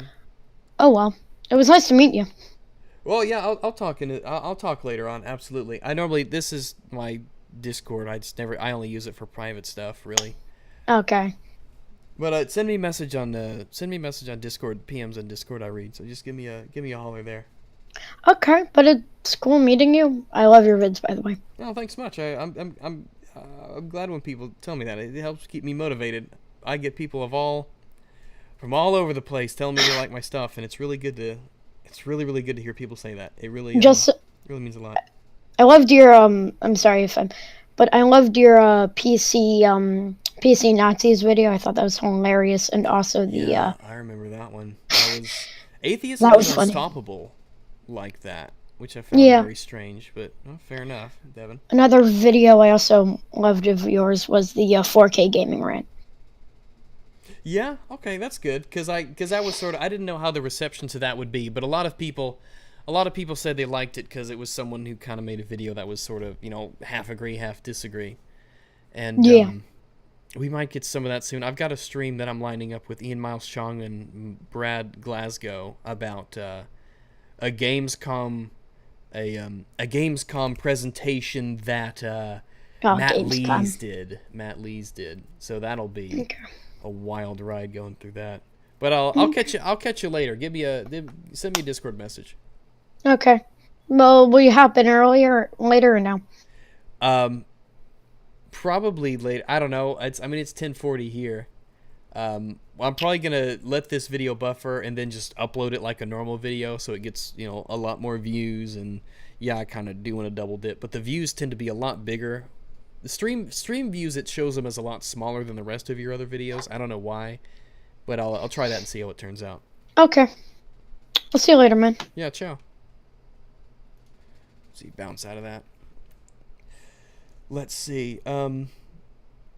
You're lucky I want to fuck you, or I'd be pissed that I'm not in your Discord, Osfox. Actually, there are I'm in my own private. This is really just for me. There's very few people in this, and I honestly have not been in this Discord in weeks, so you're not missing out on much. I just use it for like private stuff, like streams and things like that. I have some Discords I hang out in, but there's no fan Discord. There's no. I'm pretty approachable on Twitter and other places, so I try to use that to balance out. Rad suspected head of child grooming ring. Last stream ago. Yeah, I know the stream. I was there. Yeah. Rags, what do you think about Middle Earth Shadow of War having microtransactions? I heard that they don't really impact the game, but I don't know the specifics, so I'll have to withhold judgment until I get more information on them. So I'd hate to comment on them without knowing too much, but microtransactions can be fine if they're done properly, of course. But man, we know publishers like to push them, and like I don't know how the microtransactions in Destiny 2 will be, and I intend to play the beta tomorrow and see how that game is, because I'm pretty interested in Destiny 2 actually, because I like cooperative shooters and looter shooters. I didn't know Rags had a Discord server. Yeah. Oh, hi Pumpkin. What's up? Puppergate.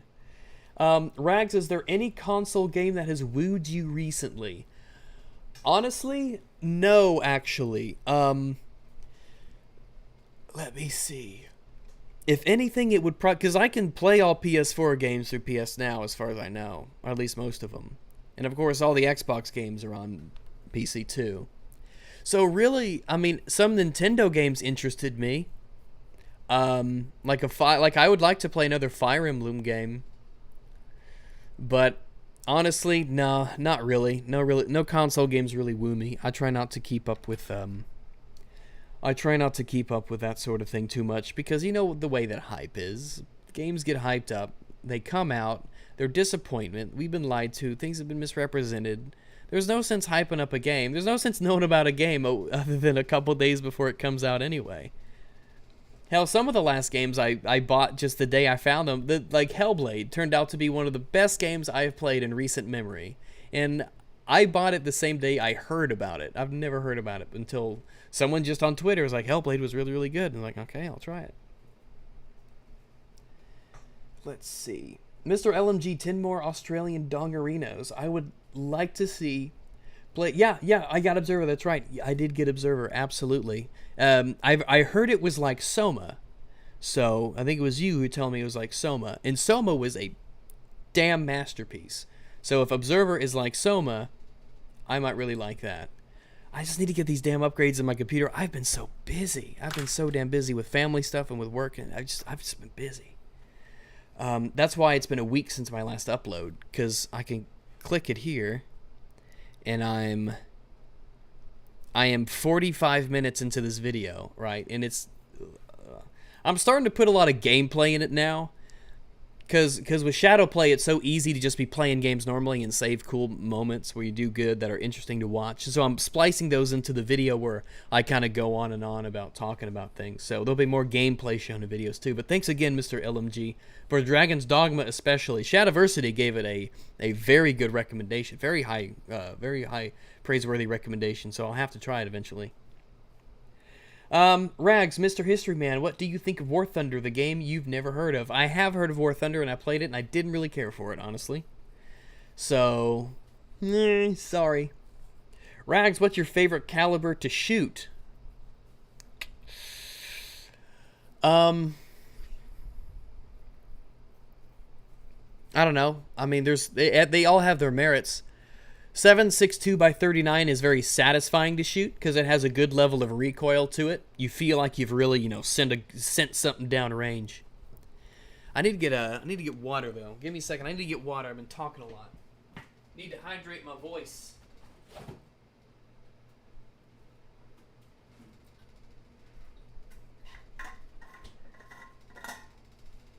Tell you what, this 36 ounce Yeti can. This thermos here has been one of the best frickin' $40 or whatever I spent on it. Ugh. You see, I went hiking 2 days ago, Pinnacle Mountain here in Arkansas.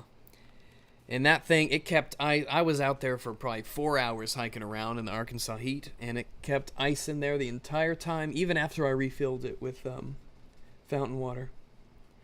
Favorite caliber to shoot? I mean, then you have 22 is satisfying because it's so easy to shoot. I mean, it's hard to say. I mean, I really don't have a preference. They all kind of have their, the little benefits in terms of feedback and damage they do. Look up the Camp Talladega Marksmanship Park if you like shooting. Okay. Camp Talladega Marksmanship Park. Okay. Show Bobs and Vagine. Well, I have no Bobs or Vagine currently, so I'm sorry. I cannot do that.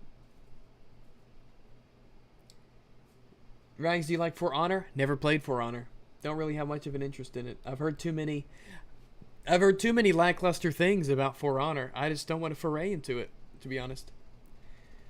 Rags, have you played Battlefield 1? I have, quite a bit. And I like Battlefield 1 quite a bit. It's not as good as Battlefield 4, but Battlefield 1 is quite a good game. It's a very good first-person shooter. Is the GeForce 1050 2GB a good entry card? Honestly, I would start with a 1050 Ti as the very lowest. If you're going to start with something, get a 1050 Ti is the lowest thing you get. I would say don't go lower than that. Let me see. $11, one up. Mr. LMG and Pyrrhus are fighting for my affection in terms of money sent my way, and I really appreciate that. Thanks again, Pyrrhus and Mr. LMG. Nemesis, $5. Just heard your response. Gotta stay because I work at a hospital near downtown. Oh, you work at a hospital. Shit, I'll bet you're working your ass off down there in Houston. Damn. Well, damn, man. I don't know what it's like down there, but based on what I've seen on the news, I can't imagine the water being up that high. Because I live in a very hilly area, actually. Arkansas's actually got a lot of hills in it. We're kind of at the foot of the Ozark Mountains. Or the Ozark Hills, range, whatever. So I can't imagine just having a flood like that. That must be insane. But, man, get your rest, dude. If you're going to be working like that, you need to take care of yourself. But I hope everything turns out okay. I hope nothing really bad happens. Rags an e-beggar. Yeah, sure. Hey, I gotta make money somehow, man. It's like I went to part-time, What's the story of your name, Rags? There's no story. There is no story to it. It's just, I think I just heard it. It came up in conversation once, and I just used it because it's quick, it's simple, it's easy, and it just kind of fits with a lot of things. But there's no backstory to it. There's no backstory to it. Same thing with the dog. I just like Shiba Inus. I like dogs. Let's see. Any plans to do any video on Nier or Persona? I have not played either of those, but I've heard they're both very, very good. If I do another thoughts on video, it will probably be either Dishonored or it will be maybe Mankind Divided as I play more of it, because it's shaping up to be a pretty good game so far. Is it gay to suck your own dick? No, because if it's gay to suck your own dick, that means that it would be gay to give yourself a hand job, and it is not. And I want to be consistent with my principles. Rags, what chat services do you use? I use Discord. I have a Skype, but I don't use it, and I have a Telegram, but I don't use it. So, do I have it? I don't know. But I don't use either of those. Really, all I use is Steam, Discord, email, that sort of electronic mail, for those of you who aren't in the know about what the email is. Rags, I am both sad and happy that you are getting into the SGW debates, but I knew it was only a matter of time. Well, eventually you just want to diversify the content that you do. After this video that I'm doing now, it has social justice elements in it, I will be doing a PC console themed video, so don't worry. That stuff will hold true. Wolf and Coyote, damn, you again with the $100. Shit. Thanks very much, Wolf, for $100. Thank you very, very much, man. You tried Foxhole before or after it hit early access? I haven't played it at all yet, actually. I haven't played it at all. Somebody sent me a Discord message about it, though. So maybe I need to check it out, because they said good things about it. Have a drink here. But thank you very, very much for the $100, Wolf. You and Mr. LMG, you both continue to be extremely generous towards me, and I really appreciate that. Thank you very, very much. These tippers want rags, boy pussy. Don't say boy pussy. Don't make me say boy pussy out loud. I hate that. I hate that. Saying boy pussy. I don't like it at all. It's terrible. Have you done the Titanfall Princess debate? No, it's not going to happen. She said she would love to destroy me in a debate, and then she never followed up on it, and I've forgotten about her, really, so I wouldn't worry about it. Communism, respond to me, daddy. Stream will be uploaded to YouTube. Yes, it will be uploaded to this channel. It will, absolutely. But I think it updates and it gets notified for a lot more people, I think. I'm not sure, but the views for live stream seem to be much lower than normal. So I want to put this out there. My mouse is broken. Need new one. Any affordable suggestions? Yes. Use what I use. The Logitech G600. An amazing mouse. I love it. So this one's like 3 years old. When this one breaks, or when I get another mouse, it'll be another one of these. I love it that much. I will replace this one with another one. Slade Silver, $5. Is there a Discord channel that you use enough that your fans can talk to you without being too much? Honestly, no. I respond to messages, Discord messages, and I do check mentions on the Twitter. I check my mentions. So that's the best way to get in touch with me, is through there. But I will respond eventually, especially on Discord. I can go through the list. So thanks very much for the $5 though. Slade Silver. Let me see. Rags, what's your opinion of the Confederate statues? They should stay up, is my opinion. I think the Confederate statues should remain up. You shouldn't tear down monuments, especially monuments of people. You shouldn't do that. You shouldn't just tear down other shit, because that stuff does not belong to you. You should not tear down property that does not belong to you, first off. If you want to remove it, then you should put it up to a vote. And if the vote says you take it down, then, well, take it down. But Trump was right, by the way. Trump was right when he said, where does it stop? He was right. It's a slippery slope when you start taking down Confederate statues. When you judge people of the past by the moral standards of the present, then that is not a good road that you should be wandering down. I promise you that.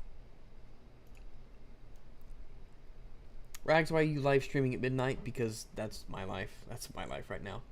Rags, what's your favorite pizza toppings? Grilled chicken, grilled chicken and zucchini and mushrooms. That's what I like on my pizza, is grilled chicken, zucchini and mushroom. There's a place here in Little Rock called Pizza Cafe, and they make a mean mushroom chicken zucchini pizza. What do you think about net neutrality? Net neutrality needs to stay, definitely, absolutely. Something I mean, Ben Shapiro, I admire immensely. He's a damn near a hero to me, but I disagree with him on net neutrality. What about statue? I'm not American. Sorry, this has been a long day. James Burke is asking about statues. He's not American. There are statues to Confederate generals and Confederate heroes in the southern United States, and people want to tear them down. How do you feel about pineapple pizza? I try not to. It sounds nasty. Have you ever used Humble Bundle? I don't think I have. Maybe I have. If I have, I've forgotten. Looking forward to the Destiny 2 beta for PC. I am, Warwolf. I am looking forward to it. I'm interested how it will play out. How you doing, Rags? I'm doing good, dat fellow. I am doing good. Things are okay. Little tired. I've had a long day. It's just about 11 p.m. here. Work was long. I've got got tomorrow off, though. So I'll be able to, let's see, when you get into pen and paper RPGs, will you stream you playing one? I don't know. I know there's like a Pathfinder video game that they're kind of trying to make that got crowdfunded that I kind of have on the horizon that I'm looking at. Murky Waters, $5. Oh, Nemesis, $5. Rags, you should look into Logitech Power Play with a G703 and G903 mousepad with wireless charging. I've seen them, but I'm not really interested in wireless mice. I just want, I mean, a cord. I just want a cord, you know? I like the reliability of it. You don't have to charge it. You don't have to worry about batteries, latency, anything like that. It's just a good old cord. Good old analog cord connection. $5 from Murky Waters. Rags, they are trying to take down all the Confederate statues in my hometown, Augusta, Georgia. Well, they shouldn't, because history is very, very important. Whether you like it or not, it happened.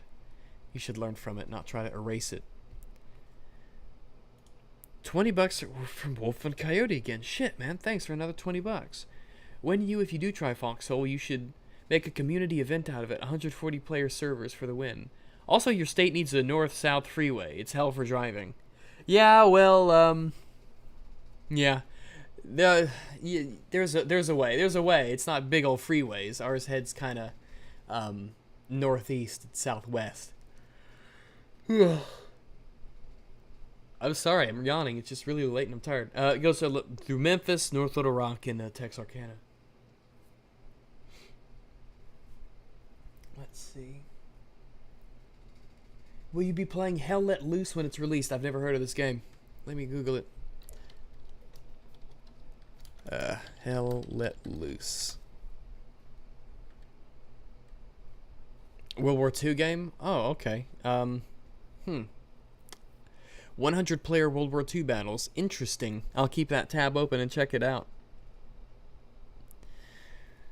Do you think Destiny should be boycotted? No.